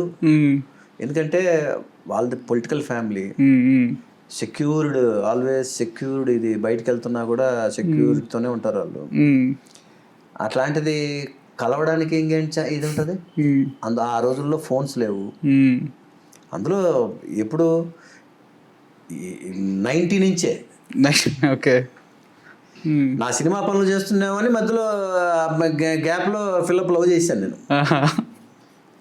ఆ ట్రైల్స్లో ఉన్నప్పుడు రెండు ప్యారల్గా అనమాట. ఓకే. సో అది లాస్ట్కి ఎంతవరకు వెళ్ళిపోయిందంటే లేదు, ఒకే ఒకసారి పీపీ ఫోన్లో మాట్లాడా. అది కూడా తనే చేయాలి, నేను చేయడానికి లేదు. చేసి మాట్లాడినప్పుడు ఇట్లాగా మీరు ఎందుకు ఎప్పుడు అలా వచ్చి చూడడం అనేది మంచి పద్ధతి కాదు ఇదంటే, నేను ఇష్టపడుతున్నాను మిమ్మల్ని అన్న. ఇష్టపడడం అంటే పెళ్లి చేసుకోవాలనుకుంటున్నాను, అంతే అండి. ఈ మాట వెళ్ళి అమ్మా ఆ అబ్బాయి నన్ను పెళ్లి చేసుకుంటానంటున్నాడమ్మా అన్నాడమ్మా అని చెప్పిందంట. ఇల్లు మార్చేశారు. మా లవ్ స్టార్ట్ అయిన 3 నెలల్లో ఇల్లు మార్చేశారండి. ఎదురుగు నుంచి, మా ఇంటి ఎదురుగు నుంచి ఇల్లు మార్చేశారు. ఓకే. ఇంకప్పుడు ఇంక చూడండి, అంతవరకు ఏదో నేను మేడ మీద నుంచి అలా వచ్చేవాడిని, ఆ ఎదురు బంగ్లా, ఆ బంగ్లాలో ఆవిడ గార్డెన్లో గార్డెనింగ్ అది ఇది చేసుకునే టైంలో చూసేవాడిని. ఆ తర్వాత అది కూడా లేదనమాట. పోనీ ఫోన్లలో మాట్లాడుకున్నా, అప్పుడు ఆ రోజుల్లో ఫోన్స్ ఎక్కడున్నాయి? ఫోన్స్ లేవు, ఏమి లేవు, అసలు ఏమి లేదనమాట. అదే మూగ ప్రేమ అంటారు కదా, మూగ మనసుల ప్రేమలాగే. తర్వాత 92లో ఇంట్లోకి వెళ్ళి తాళి కట్టేశాను నేను. అప్పుడు నన్ను ఉయ్యాలు ఊపినట్టు ఊపేసి వేస్తారు బయటికి. మామూలు కొట్టుడు కాదు, ఎర్ర కొట్టుడు. అసలు ఆ కొట్టుడు ఇప్పటికీ అనుకుంటే అయ్యి బాబాయ్ అనిపిస్తుంది. ఆ తర్వాత వాళ్ళు ఆ కట్టిన తాళ్ళని తీసేసి తిరుపతి హుండీలో వేసి ఆ అమ్మాయిని ఊరు తీసుకెళ్ళిపోయి పెట్టారు. తర్వాత మళ్ళీ నేను తర్వాత 95లో వెళ్ళిపోయి పెళ్లి చేసుకున్నాం. ఓకే. అది ఇంకా తర్వాత ఇప్పుడంతా మా పెద్ద బాబు పుట్టిన తర్వాత కలిసిపోయాం. ఓకే. ఆ విధంగా అలా ఆ చేజ్లు వాటి గురించి ఎక్స్ప్లెయిన్ చేసి ఒక మంచి స్టోరీ ఇచ్చి. అయ్యో బాబోయ్. సార్ ఇంకోటి విన్నా, ఏంటి సార్ మీ పెద్ద అబ్బాయికి యాక్టింగ్ అంటే బాగా ఇష్టం, ఇండస్ట్రీకి వద్దామంటే మీరు వద్దంటున్నారంట. అంటే ఇప్పుడు మా ఫాదర్ ఎంత భయపడ్డాడు స్టార్టింగ్లో. నేనంటే నేను అని నేను చెప్పట్లా. నేను లేదు ఇది చేయకపోతే మనల్ని తీసుకెళ్ళిపోయి మళ్ళీ మనల్ని అక్కడ ఇది చేసేస్తారు అనే భయంతో నేను చాలా ఫోకస్డ్గా, నేను అవమానం కానీ సన్మానం కానీ కష్టం కానీ నష్టం కానీ సుఖం కానీ సంతోషం కానీ అన్నిటిని బ్యాలెన్స్డ్గా తీసుకుంటూ వచ్చాను నేను. ఎవరెన్ని మాట్లాడినో నా ఏం వేరే అనే పద్ధతిలో వెళ్తుండేవాడిని సార్ ముందు. బట్ ఇప్పుడున్న జనరేషన్ పిల్లలు మనం అలా పెంచలేదు వాళ్ళని. ఒక సైడ్ మా అత్తమ్మ గారు, మామగారు, మా బ్రదర్ ఇన్లా, వాళ్ళ ప్యాంపరింగ్, ఎంత ముద్దుగా పెరిగారు పిల్లలు, బాగా చదువుకున్నారు, మంచి దీంట్లో ఉన్నారు, ఒక పోష్ లైఫ్ని ఇది చేశారు. ఓకే. ఇప్పుడున్న ఈ పరిస్థితిని ఈ దీనిలోని వాళ్ళు ఇచ్చేసుకోగలరా? ఎవరైనా గబుక్కుమని ఒక మాట అన్నారనుకోండి, అది తీసుకునే ఇది ఉండాలి వాళ్ళకి. తీసుకొని దాన్ని ఎట్లాగా దాన్ని ఇది చేయాలనేది ఉండాలి వాళ్ళకి. అది ఇప్పుడున్న నా పిల్లలకైతే అది లేదని నా ఉద్దేశం. అందుకని నేను వీడు తట్టుకుంటాడా తట్టుకోలేడా అనేది నాకు భయం. ఓకే. కాకపోతే నేను ఏంటంటే వాడి ఇది చూసి ఎంఎఫ్ఐ అనే ఒక ఫిల్మ్ ఇన్స్టిట్యూట్ ఉంది, రాజీవ్ మీనన్ గారు ఉన్నారు కదా, సినిమాటోగ్రాఫర్ రాజీవ్ మీనన్ గారు. సార్. అది one of the best film institute చెన్నైలో, సౌత్లో మంచి ఫిల్మ్ ఇన్స్టిట్యూట్ అది. మనకు పూనా ఫిల్మ్ ఇన్స్టిట్యూట్ నార్త్లో ఎలా ఫేమస్, మన సౌత్లో ఎంఎఫ్ఐ మంచి ఇన్స్టిట్యూట్. సో మా బాబుని అందులో పెట్టి ఇచ్చేయించా. ఓకే. ఎందుకంటే నువ్వు ఫస్ట్ వెళ్ళి చూడు, అక్కడ నువ్వు ఫస్ట్ ఏంటి ఎలా ఉంటుంది చూడు, నువ్వు నేర్చుకో, అసలు కెమెరా ముందు చూడు నువ్వు, ఇవన్నీ అన్నీ పంపించాను. చేశాడు 6 months కోర్స్ అది చేశాడు. అప్పుడైనా ఏమన్నా అంటాడేమో, వద్దు డాడీ ఈ సినిమా వద్దు, ఏం వద్దు నాకు, నమస్కారం అంటాడేమో అని చూసా. ఆయనకి ఇంకా పిచ్చి ముదురుతుంది రోజు రోజుకి. సరే నేను ఒకటి చెప్పా, నువ్వు బాగా నువ్వు రెడీ అవ్వు, నేను ఏదో ఒక టైంలో చెప్తాలే నేను, నువ్వు ఆగు, నువ్వు సీరియల్స్ వద్దు, సినిమా వద్దు, ఓటీటీలో ఆస్కారం ఉంది చేయడానికి నీకు, అది కూడా నువ్వు బాగా రెడీ అవ్వు, బాగా ఫిట్గా ఉండాలి. సినిమా ఆర్టిస్ట్ అవ్వడానికి, హీరో అవ్వడానికి కొన్ని ఇవి ఉన్నాయి, కొన్ని గైడ్ లైన్స్ లాగా కొన్ని ఉన్నాయి, అవన్నీ ఫాలో అవ్వాలి, అవి నువ్వు నేర్చుకో, చేసుకో, తర్వాత నేను చెప్తా నీకు ఏదన్నా. ఓకే. ఓకే ఎంత టైంలో అన్నాడు. ఎంత టైం అనేది నువ్వు చేయాలి, నాకేం తెలుసు, నువ్వు తొందరగా అయితే తొందరగా చేద్దాం, లేదనుకో అయ్యే వరకు నేనైతే నువ్వు ఇంకా రెడీ అవ్వాలి, రెడీ అవుతేనే నేను చేస్తాను, నేను అంతవరకు అంటూనే ఉంటాను. నేను రెడీ అయినా కూడా నువ్వు చెప్పకపోతే ఇలాంటి క్రాస్ క్వశ్చన్స్ అన్నీ పిల్లలు.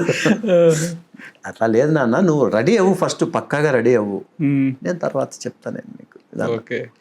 చూద్దాం, ఎవరి అదృష్టాన్ని ఎవరు ఏం చేయలేము.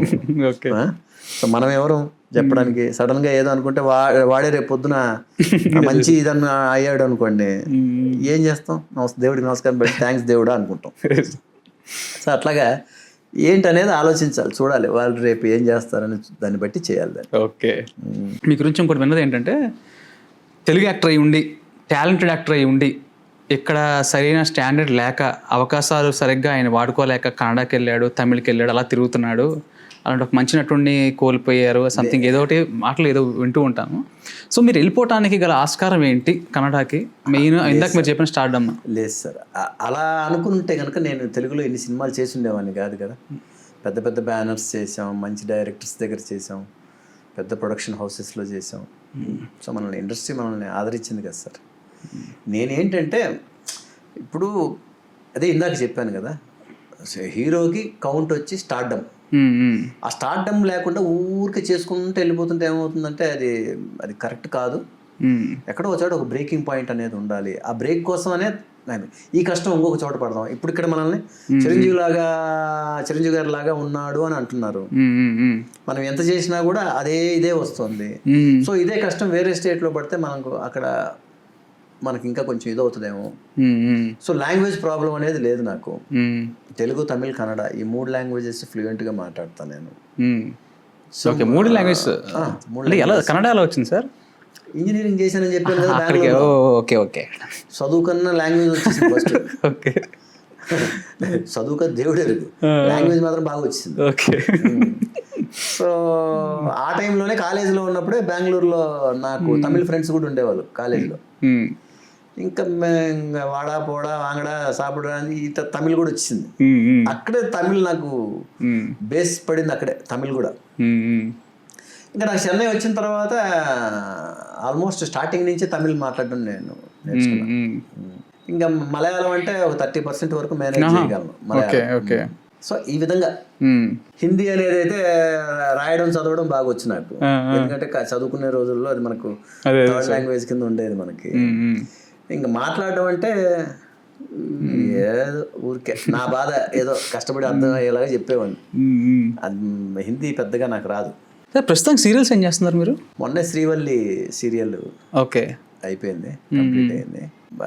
మొన్న రీసెంట్గా మా బ్రదర్ ఇన్ లా చనిపోయాడు. ఓకే. నా వైఫ్ బ్రదర్ చెప్పాను, అదే సార్. కొంచెం నేనే గ్యాప్ తీసుకున్నా, ఎందుకంటే వైఫ్ కొంచెం తను బాగా అప్సెట్ అయిపోయింది. మా అత్తమ్మ గారు కూడా లేరు ఇప్పుడు, ఆవిడ 2019లో చనిపోయారు. Okay sir. ఓకే. మా మామయ్య గారు ఏమో 88 years పెద్ద ఆయన. మా బ్రదర్ ఇన్ లా ఏమో తనకి మ్యారేజ్ అవ్వలేదు. Oh, 47 ఇయర్స్ మొన్న చనిపోవడం చాలా బాధ, ఓకే సార్. ఒక చాలా బాధాకరమైన విషయం. సో ఇంకో సందర్భం కూడా ఏంటంటే మీకు ఒక బ్రదర్ అండ్ సిస్టర్ కూడా ఉండేవారు. అవును సార్. అది కూడా ఒక బ్యాడ్ లక్ జరిగింది అని విన్నాను. అవును సార్. అదే మా బ్రదరు 2001లో చనిపోయాడు sir. Brother okay. Accident, snake bite. Snake bite. Okay. అప్పుడు ఫాదర్ ఇక్కడే హైదరాబాద్లో జాబ్ చేస్తుండేవారు. ఎప్పుడు మన రోడ్ నెంబర్ 2లో ఇంద్రలోక్ అపార్ట్మెంట్స్లో ఉండేవాళ్ళు మా పేరెంట్స్. Okay sir. ఓకే. మన కేర్ హాస్పిటల్ పక్కన. ఎందుకో జర్నలిస్ట్ కాలనీకి మారారు ఓకే. ఇంటికి. Okay sir. ఏమో మరి మా తమ్ముడు చనిపోవడానికే వచ్చారేమో అక్కడ తెలీదు. స్నేక్ వెనకాలంతా నందగిరి హిల్స్, ఆ కొండ ఉంటుంది కదా అంతా, అన్నీ చాలా పాము పుట్టలు ఇవన్నీ చాలా ఉన్నాయి అక్కడ. మా బ్రదరు అక్కడ స్నేక్ బైట్ యాక్సిడెంట్. ఓకే. ఇది అయిపోయింది 2001లో. 2001 సార్. ఆయన ఏం చేస్తుంటారు సార్ మామూలుగా? మా బ్రదర్ వచ్చేసి అప్పుడు ఈ అబిట్స్లో షాపింగ్ ఇది ఉండేది, ఈ బిజినెస్ ఇదనమాట, ఈ కస్టమ్స్ నోటిఫైడ్ షాప్ లాగా అది మెయింటైన్ చేస్తుండేవాడు బ్రదర్. ఓకే. ఓకే. సో అదొకటిను. తర్వాత హాస్టల్స్ ఉండేవి, మా ఫాదర్ హాస్టల్స్ కూడా రన్ చేస్తుండేవారు. ఓకే. సో ఇవన్నీ చూసుకుంటుండేవాడు మా బ్రదర్. మా సిస్టర్ కూడా ఉండేవాళ్ళు అనమాట. తను క్యాన్సర్ 4th స్టేజ్ వరకు. ఓకే. నెగ్లిజెన్స్ ఆఫ్ ఇది హెల్త్ కేర్ విషయంలో కొంచెం నెగ్లిజెన్స్.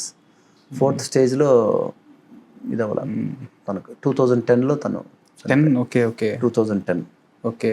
మొత్తానికి ఏంటంటే ఒక స్మూత్ జర్నీ కాదు సార్ మీది. ఎన్నో ఎమోషన్స్, ఎన్నో ups and downs, happy moments, మళ్ళీ కష్టాలు, మళ్ళీ షాకులు. నేను ఇది అదంతా నేను అంటే అంత డీటెయిల్ కాకపోయినా కొంచెం కొంతవరకు మీ గురించి తెలుసు. చెప్పాను కదా సార్, జర్నీ మన 35 ఇయర్స్ జర్నీలో దాన్ని ఏమంటారు, పూలబాట కాదు. అదే సార్. పూలబాట అయితే మాత్రం కాదు. అదే సార్. అదే సార్. దారిలో కుంటుకుంటూ ముళ్ళ మీద నడుచుకుంటూ దాటుకుంటూ చేసుకుంటూ ఆ పడిన ముళ్ళను తీసుకుంటూ. మొత్తం ఈ 35 ఇయర్స్లో ఎనీ రిగ్రెట్ సార్ ఇండస్ట్రీ పరంగా? ఏమైనా రిగ్రెట్ ఉందా మీకు బాగా? అంటే ఇది పని చేసి ఉండకూడదేమో, లేకపోతే అది? ఒకటి సినిమా తీయడం తప్ప నాకు మిగతా ఏ రిగ్రెట్స్ లేవండి. ఓకే. ఆ సినిమా అది మాత్రం నేను నా వైఫ్ వద్దన్నా కూడా చేశాను అనేది ఒక ఫీలింగ్ ఉంది సార్ నాకు. ఎందుకంటే 2013లో 3 కోట్లు అనేది మామూలు విషయం కాదు అదే సార్ నాకు. ఎందుకంటే నేను ఒక ల్యాండ్ కొనేసి ఉంటే ఆ టైంలో మెడ్రాస్లో లేదా హైదరాబాద్లో 3 కోట్లు అంటే ఒక హ్యూజ్ ఇది కొనేసి ఉండొచ్చు. అది అలా వదిలేసి ఉన్నా కూడా అది ఇవాళ కొన్ని కోట్లు అయి ఉండేది. జస్ట్ మీరు నేను ఎక్కువ కూడా వద్దు, ఒక 10 రెట్లు వేసుకున్నా కూడా 30 కోట్లు వచ్చింది. నేను ఇంకా చాలా సింపుల్గా చెప్తున్నా. అదే సార్. అది మీకు ఈ కాలానికి మీకు అది ఎక్కడికో వెళ్ళిపోతుంది. ఒక ల్యాండ్ కొనేసి ఉంటే అదే సార్ ఎక్కడికో 100 crores లెవెల్కి వెళ్ళిపోతుంది. అదొకటి మిస్టేక్ చేశానేమో, ఓకే, అదొకటి తప్పు చేశానేమో అనే ఒక చిన్న ఫీలింగ్. క్యాలిక్యులేషన్స్ సరిగ్గా ఉండాలి ఆ టైంలో. ఆ ఆవేశం, ఇది అంటే 50 లక్షల్లో చేసేయాలి సినిమా అని మొదలుపెట్టాను. మురళీమోహన్ గారు నాకు ముందే చెప్పారు, లేదు నాన్న నువ్వు 50 అనొద్దు, నువ్వు ఖచ్చితంగా 1 crore అనేది మినిమం అవుతుంది చూసుకో నువ్వు అన్నాడు. ఇలాగే అన్నాడు, మినిమం 1 crore అనేది జాబ్ చూసుకో నువ్వు అన్నాడు ఆయన. లేదు సార్ 50లో ఎట్టి పరిస్థితుల్లో. అంతకు ముందే నాకు కొన్ని సినిమాలు కొన్ని విన్నా నేను. ఆ దీంతో నేను లేదు ఈ బడ్జెట్లో సినిమా అయిపోయిందంట, ఈ సినిమాలు ఇంత పెద్ద హిట్లు అయినాయి, ఇన్ని కోట్లు కలెక్ట్ చేసింది, అది ఇలాంటివన్నీ వింటాం కదా, ఇన్స్పైర్ అవుతాం సమ్ టైమ్స్. అందరికీ అలాగే జరగాలని రూల్ లేదు కదా. నాకు అది కొంచెం మిస్లీడ్ అయింది. నాకు 50 అన్నది మధ్యలో వదిలిపెట్టలేము. కొంతమంది నా వెల్ విషర్స్ అందరూ ఏం చెప్పారు, మా ఇంట్లో కూడా లాస్ట్కి పోయిన కాడికి పోయింది అనుకుని వదిలేసే నువ్వు, ఇంతకన్నా ఎక్కువ పోగొట్టుకోవద్దు అదన్నే చెప్తున్నా కూడా, లేదు దాన్ని అలా చేసామంటే రేపు పొద్దున అవమానమే మిగులుతుంది మనకి, వద్దు ఇండస్ట్రీలో బాగుండదు, ఇన్ని తెలిసినోడు ఇలా చేసుకున్నాడు ఏంటబ్బా అని మళ్ళీ నన్ను అంటే బాగోదు, నువ్వు నీకు తెలియదులే అని చెప్పేసి అది అలా 3.20 అయింది. డబల్ ట్రిపుల్ అంటే షూటింగ్ చేసేయడం పెద్ద గొప్ప విషయం కాదు సార్. ఈరోజు సినిమాని మొదలుపెట్టి కంప్లీట్ చేసి పోస్ట్ ప్రొడక్షన్ చేసి దాన్ని మార్కెటింగ్ చేస్తారు చూసారు. మార్కెటింగ్ చేయడానికి మధ్యలో పబ్లిసిటీ ఎంత ఇంపార్టెంట్, పబ్లిసిటీకే 70 లక్షలు ఖర్చు పెట్టాను సార్ నేను. ఎందుకంటే నాకు స్టార్డమ్ లేదు, అది జనాల్లోకి వెళ్ళాలంటే ఎలా తీసుకెళ్ళాలి, త్రూ మీడియానే తీసుకెళ్ళాలి. మనం తీసుకెళ్ళాలంటే మనం పబ్లిసిటీ మీద కాన్సన్ట్రేట్ చేయాలి. ఎందుకంటే నాకు స్టార్డమ్ లేదు కాబట్టి. ఒక ప్రేక్షకుడిని థియేటర్ వరకు తీసుకెళ్ళాలంటే నేను చేసే పబ్లిసిటీ కూడా ఎంత ప్లాన్డ్గా చేశానంటే ఆ స్టిల్స్ కానీ, ఆ పోస్టర్స్ కానీ, పోస్టర్ డిజైన్స్ కానీ, హోర్డింగ్స్ కానీ, స్టేట్ మొత్తం అప్పుడు కంబైన్డ్ స్టేట్, అదే సార్ అలా చేసాం. ప్లాన్ చేసి మొత్తం అంతా ప్రింట్ మీడియా, ఎలక్ట్రానిక్ మీడియా, అప్పుడు ఇంకా సోషల్ మీడియా అంతగా ఇది లేదు ఆ టైంలో.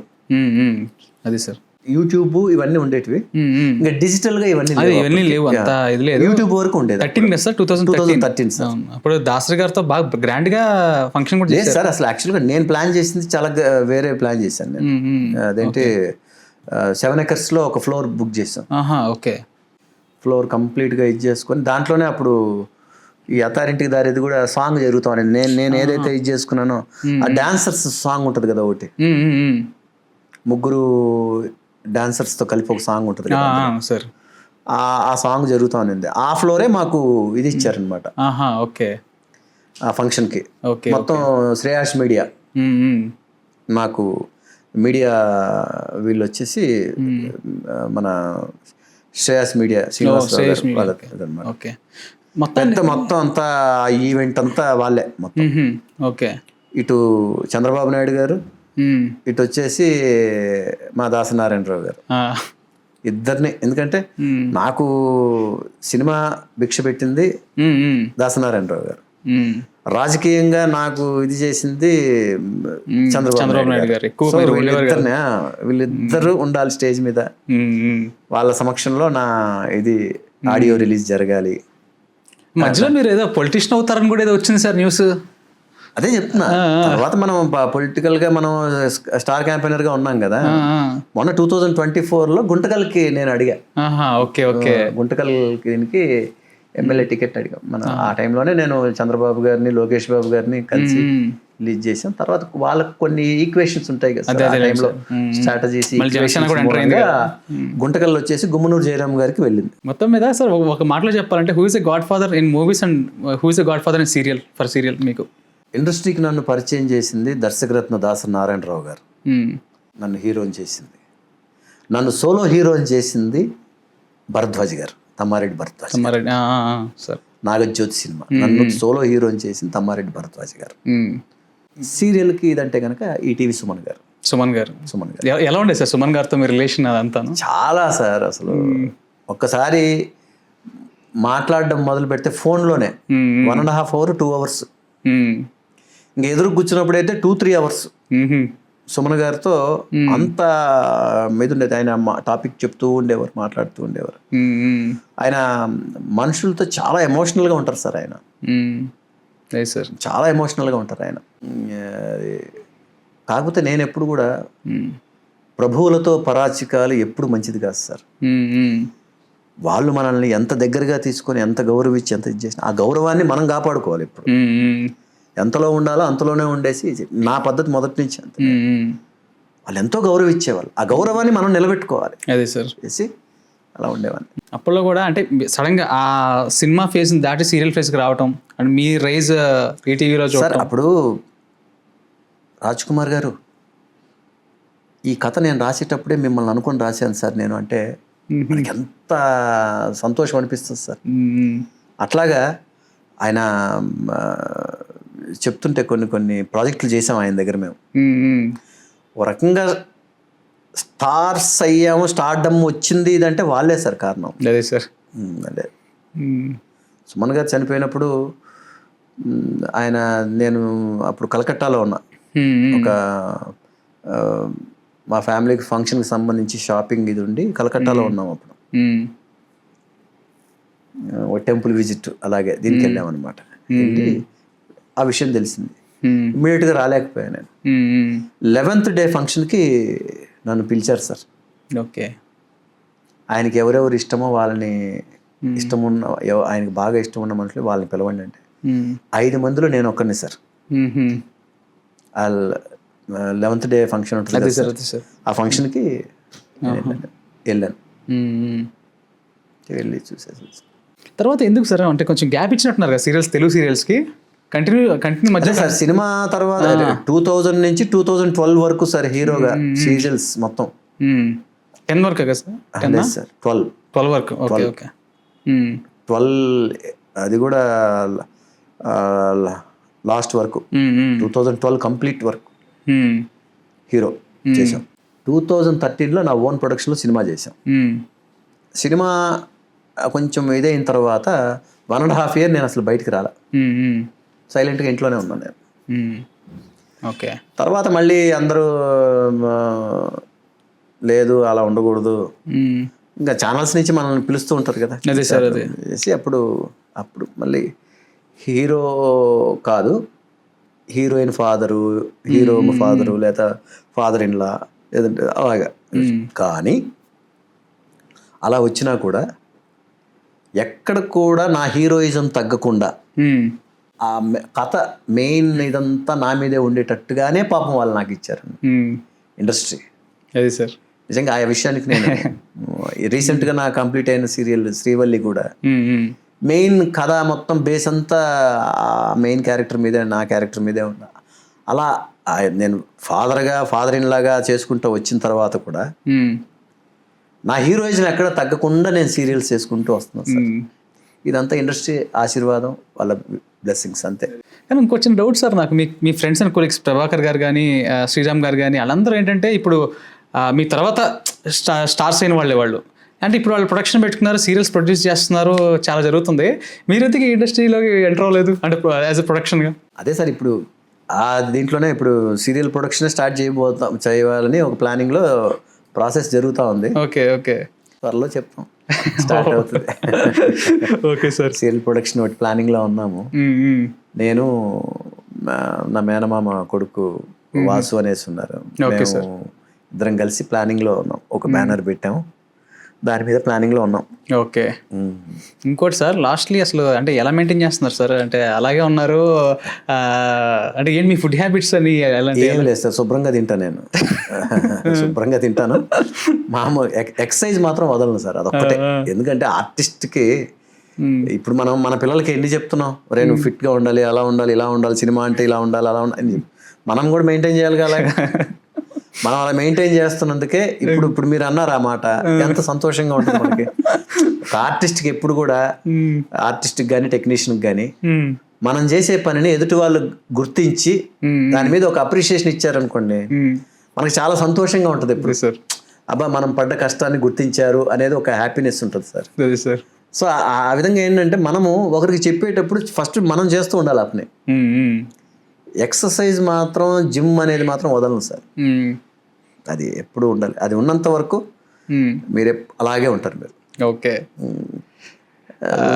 సో ఇంకా మీకు తెలియదే ఉంది, ఏదైనా కానీ ఇప్పుడు స్మోకింగ్ కానీ ఇలాంటివన్నీ ఇప్పుడు అన్నీ చేసి వచ్చిన వాళ్ళు. ఇప్పుడు నేను స్మోకింగ్ ఇవన్నీ 2019లో వదిలేశాను నేను. ఓకే. ఏదైనా కానీ జాగ్రత్తగా ఉండాలి ప్రతి విషయంలో, అంతే. కొంచెం ఆర్టిస్ట్ కాబట్టి మనం కొంచెం కేర్ఫుల్గా మెయింటైన్ చేయాలి. ఓకే. ఇంకొకటి యాక్చువల్గా అన్ని ఒక పర్సన్ గురించి మాట్లాడతాం మర్చిపోయాను సార్. చిరంజీవి గారు మీరు కలిసినప్పుడు ఎప్పుడైనా మీ ఆకారం గురించి కానీ ఇలా ఉంటాను అని బయట అనుకుంటున్నారు సందర్భం ఆయన దాకా వెళ్ళిందా, కలిసారా? అయ్యో చిరంజీవి గారితో చాలాసార్లు కలిసి. మొన్న కూడా అండి ఒక మీడియా ఫంక్షన్ జరిగింది. ఆ రోజు విజయ్ దేవరకొండ గారు, చిరంజీవి గారు ఇద్దరు స్టేజ్ మీద ఉన్నారు. వాళ్ళదొక ఇది కూడా జరిగింది చాలా. దానికి మన విక్రమ్ అనేసి నా కొలీగ్, మా ఆర్టిస్టుల కొలీగ్ విక్రమాదిత్య అంటారు. అతనికి ఏదో ఇన్విటేషన్ ఉంటే నన్ను కూడా తీసుకెళ్ళాడు. ఇన్విటేషన్ నీకు వస్తే నన్ను తీసుకెళ్తానంటావు, నువ్వు వెళ్ళు బ్రదర్, నువ్వు నేను వద్దులే అంటే, రా బ్రదర్ నీకు తెలియదు మంచి ఫంక్షను. తర్వాత వాళ్ళతో కూడా ఫోన్ చేయించాడు నాకు. ఎవరైతే మన మీడియా ఫంక్షన్ వాళ్ళ ఇన్ఛార్జెస్ ఉంటారు కదా పెద్దవాళ్ళు, వాళ్ళతో కూడా ఫోన్ చేసి సార్ రండి సార్ బాగుంటుంది అంటే సరే అని వెళ్ళా. మనోడేమి విక్రము, భయ్యా నువ్వు వెళ్ళి పలకరించు. వాళ్ళిద్దరు కూర్చొని ఉన్నారు అక్కడ, స్టేజ్ ముందు కూర్చున్నారు. చిరంజీవి గారు, విజయ్ దేవరకొండ గారు ఇద్దరు. వెళ్ళి పలకరించు భయ్యా, నీకు తెలియని మనిషి కాదు కదా, తెలుసు నీకు, వెళ్ళి పలకరించు అంటే వాళ్ళు ఏమన్నా అనుకుంటారు, గబుక్మని మళ్ళీ ఏదైనా మీడియా వాళ్ళు ఏదైనా ఫోటోలు గిటోలు తీసి నెక్స్ట్ ఏదంటే మళ్ళీ వాళ్ళు ఏదైనా ఫీల్ అవుతారు, బాగోదు, వద్దు బ్రదర్ చాలాసేపు ఒప్పుకున్నాను. తర్వాత వాళ్ళిద్దరు స్టేజ్ మీదకి వెళ్ళారు. స్టేజ్ మీద వాళ్ళిద్దరూ విజయ్ దేవరకొండ గారు ఇంటర్వ్యూ చేస్తున్నట్టు, తర్వాత చిరంజీవి గారు మాట్లాడుతున్నట్టు ఇవన్నీ వస్తున్నాయి. చాలా ఆ మీటింగ్ అయిన తర్వాత స్పీచెస్ అవుతున్నాయి, అన్నీ అయినాయి. ఇంకా మా ఫ్రెండ్ గోల తట్టుకోలేక నేను స్టేజ్ మీదకి వెళ్ళా. రాజా ఉన్నాడు అక్కడ, రాజా రవీంద్ర ఉంటాడు కదా ఇప్పుడు పక్కన. రాజా నువ్వు గ్యాప్లో చెప్పు, ఒకసారి అన్నయ్యని కలుస్తా నేను. సరే చెప్తా అన్నాడు. సరే చూస్తే ఇంకా లాస్ట్లో వాళ్ళు బిజీగా ఉంటారు కదా, ఇంకా ఈ మనవాడు గోల తట్టుకోలేక స్టేజ్ మీదకి వెళ్ళిపోయారు. లాస్ట్లో వెళ్ళి అన్నయ్య చిరంజీవి గారు కంప్లీట్ చేశారు స్పీచ్ని. కంప్లీట్ చేసి ఇలా టర్న్ అయ్యి నేను ఎదురుగా ఇలా నిలబడి ఉన్నా, ఇంత డిస్టెన్స్లో, ఒక 10-12 feet డిస్టెన్స్లో.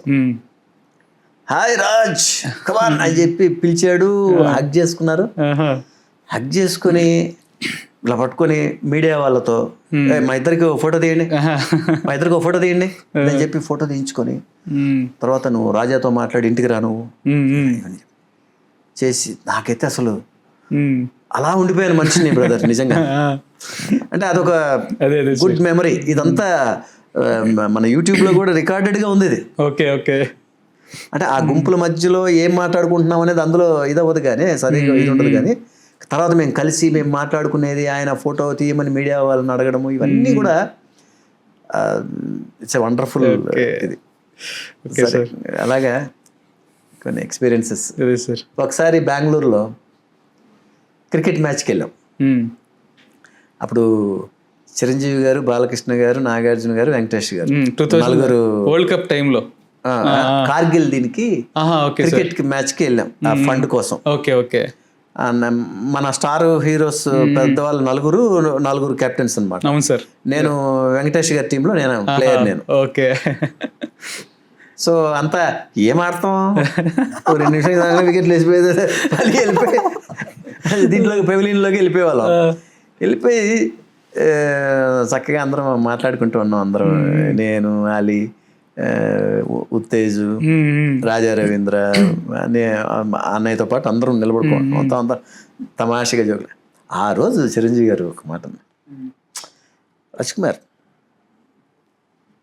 యు ఆర్ మై బ్రదర్, అలాగే ఉంటావు నువ్వు అనగానే, అన్నయ్య అన్నా అని చెప్పి, ఇప్పుడు ఎలా వెళ్తున్నావు నైట్, రేపు ఎక్కడ షూటింగ్ ఏదన్నా అంటే, షూటింగ్ తిరుపతి సార్. అప్పుడు నాది ఇల్లాల షూటింగ్ జరుగుతుంది. మన డాక్టర్ శివప్రసాద్ గారు ఉన్నారు కదా, ఆయన డైరెక్టర్ అండ్ ప్రొడ్యూసర్. తిరుపతిలో షూటింగ్, తిరుపతి షూటింగ్ సార్ ఏదన్నా, నైట్ బయలుదేరుతున్నాయి, ఎలా వెళ్తున్నావు ఏదన్నా. లేదు సార్ ప్రొడ్యూసర్స్ కార్ పెట్టారు సార్, నాకు చెప్పమ్మా, లేదంటే మన వాళ్ళకి చెప్పి కార్ పెట్టిస్తాను. లేదన్నయ్య వెళ్తున్నా నేను, నాకు కార్ పెట్టారు వాళ్ళు. అంటే ఆయన ఇవన్నీ ఏంటంటే నా లైఫ్లో కొన్ని మధురమైన ఇన్సిడెంట్స్ బాస్. ఇవన్నీ నేను గుర్తొస్తే అప్పుడప్పుడు చాలా హ్యాపీగా ఉంటుంది. అవే మీ అచీవ్మెంట్ సార్. సో మొన్న రీసెంట్గా ఇది 3 నెలలు కూడా అవలా చిరంజీవి గారితో స్టేజ్ మీద కలవడం అనేది. జస్ట్ 3 months కూడా అవ్వలేదు, ఇంకా 3-4 months మ్యాక్సిమం హార్డ్లీ. సో ఇట్లాంటివన్నీ ఒక మంచి ఇన్సిడెంట్స్. ఫైనల్లీ సార్, కొత్తగా రావాలనుకునే నటులకి మీరు ఇచ్చే సలహా ఏముంటుంది సార్? నేను చెప్తే వినేవాళ్ళు ఎవరున్నారు చెప్పండి సార్? వింటారు సార్? లేదు సార్, అలానే కాదు. ఇప్పుడున్న వాళ్ళు చాలా లౌక్యం ఉన్న వాళ్ళు సార్. ఇక్కడికి వచ్చిన తర్వాత అన్ని డక్కా మొక్కిలు పడి అనుభవంతో నేర్చుకునేవాళ్ళు. ఇప్పుడు అలా కాదు, ప్రతి ఒక్కరు all are educated, both boys and girls. ఇద్దరు కూడా ఆర్టిస్టులు అందరూ చక్కగా చదువుకున్న వాళ్ళు వస్తున్నారు. ఒకప్పుడు ఉండే వాళ్ళకి కొంచెం చదువు కూడా తక్కువ ఉండేది, నాలెడ్జ్ తక్కువ ఉండేది, అమాయకంగా ఉండేవాళ్ళు, ఇలా రకరకాలుగా ఉండేది.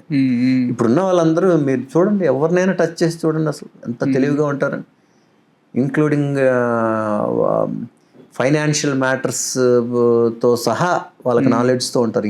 ఇన్కమ్ ట్యాక్స్, ఐటీ సంబంధించిన విషయాలతో సహా అంత నాలెడ్జ్తో ఉంటారు. అలా అంటే ఎంత ఇదిగా ఉన్నారో చూడండి. మరి ఒకప్పుడు ప్రతిదీ మాకు ఏమీ తెలిసేది కాదు, అన్నీ ఎవరైనా చెప్పి వాళ్ళని అడిగి ఏదైనా చేసుకోవాల్సిందే తప్ప, ఇప్పుడున్న వాళ్ళకి అసలు అన్నీ తెలిసిపోయే ఉంటుంది. మీరు ఏ సబ్జెక్ట్ అయినా నొక్కండి, వాళ్ళ దగ్గర అడగండి, వాళ్ళు మీకు క్లియర్గా చెప్తారు. Yes, sir. అలాంటప్పుడు మనం ఏం చెప్పాలి సార్? ఓకే. మనం చెప్పినా కూడా ఊరికే తన ఈ ఇంకా పాతకాలంలోనే ఉన్నాడు రా బాబు అనుకుంటారు. అందుకని ఇప్పుడున్న దీనికి మనం ఏం చెప్పాల్సిన అవసరం లేదు సార్. వీలైతే మనకే ఏదైనా డౌట్ ఉంటే వాళ్ళని అడగొచ్చు, బాగా చెప్తారు వాళ్ళు. మొత్తానికి అంటే ఏ క్వశ్చన్ అడిగినా సరే ఫస్ట్ 1 లైన్లో ఒక ఆన్సర్ ఇచ్చి తర్వాత దాని మీద ఒక విశ్లేషణ ఇచ్చారు. Thank you. నేను చెప్పిన దాంట్లో నిజం ఉందా లేదా? ఎగ్జాక్ట్లీ కరెక్ట్గా చెప్పు. సార్, ఎగ్జాక్ట్లీ తప్పేం లేదు దానిలో. అయితే నేనేంటంటే సార్, ఇందాక మనం ఫర్ ఎగ్జాంపుల్ మన ఇంటర్వ్యూ ముందులో ఒక డిక్షన్ గురించి మాట్లాడినప్పుడు మీరు రాఘగోపాలరావు ఎలా చెప్పారు, నాకు జరిగిన ఇన్సిడెంట్స్ చెప్పాను నేను. అసలు దాన్ని ఇప్పుడు నేను ఉన్నాను సార్, డైలాగ్ రోల్ అవుతుంది, మీరు ఎలా దాని గురించి ఒకటి చెప్పారు. సో ఈ డైలాగ్ ప్రిపేర్ అయితే నీకు డైలాగ్ రోల్ అవ్వదు, స్పష్టంగా చెప్తావు. అది అలాంటివి తీసుకుంటాం కదా సార్. అలాంటిది తీసుకునే దాన్ని బట్టి ఉంటుంది సార్. నేను ఏం చెప్తా చెప్పండి. అదే సార్, మొత్తానికైతే అసలు నిజంగా sir enjoyed lot. Thank you me time మాకు ఇచ్చినందుకు. సో మళ్ళీ మిమ్మల్ని ఫ్యూచర్లో ఏ ప్రాజెక్ట్స్లో మేము చూడబోతున్నాం? నెక్స్ట్ మళ్ళీ ఒక ఛానల్లో, ఒక ప్రైమ్ ఛానల్లో ఓకే, ఒక మంచి సీరియల్తో మళ్ళీ ఎంటర్ అవబోతున్నాం. మళ్ళీ ఇంకా మీరు గ్యాప్ ఇవ్వకూడదని కోరుకుంటున్నాం. ఎప్పుడు అలాగే ఎంటర్టైన్ చేయాలి మమ్మల్ని. Thank you so much sir. Thank you so much sir. Please do subscribe to Telugu Rajyam channel. Please do subscribe to Telugu Rajyam channel. Please do subscribe to Telugu Rajyam channel. Hi అండి, నేను మీ ఆర్పీని, నెల్లూరు పెద్దారెడ్డి చేపల పులుసు ఓనర్ని. మీరు తెలుగు రాజ్యం అనే ఈ యూట్యూబ్ ఛానల్ సబ్స్క్రైబ్ చేసుకుని మంచి మంచి వీడియోలతో వస్తారు. Thank you so much. Hi people, I'm Sonakshi Verma and you please watch Telugu Rajyam and please subscribe to the channel.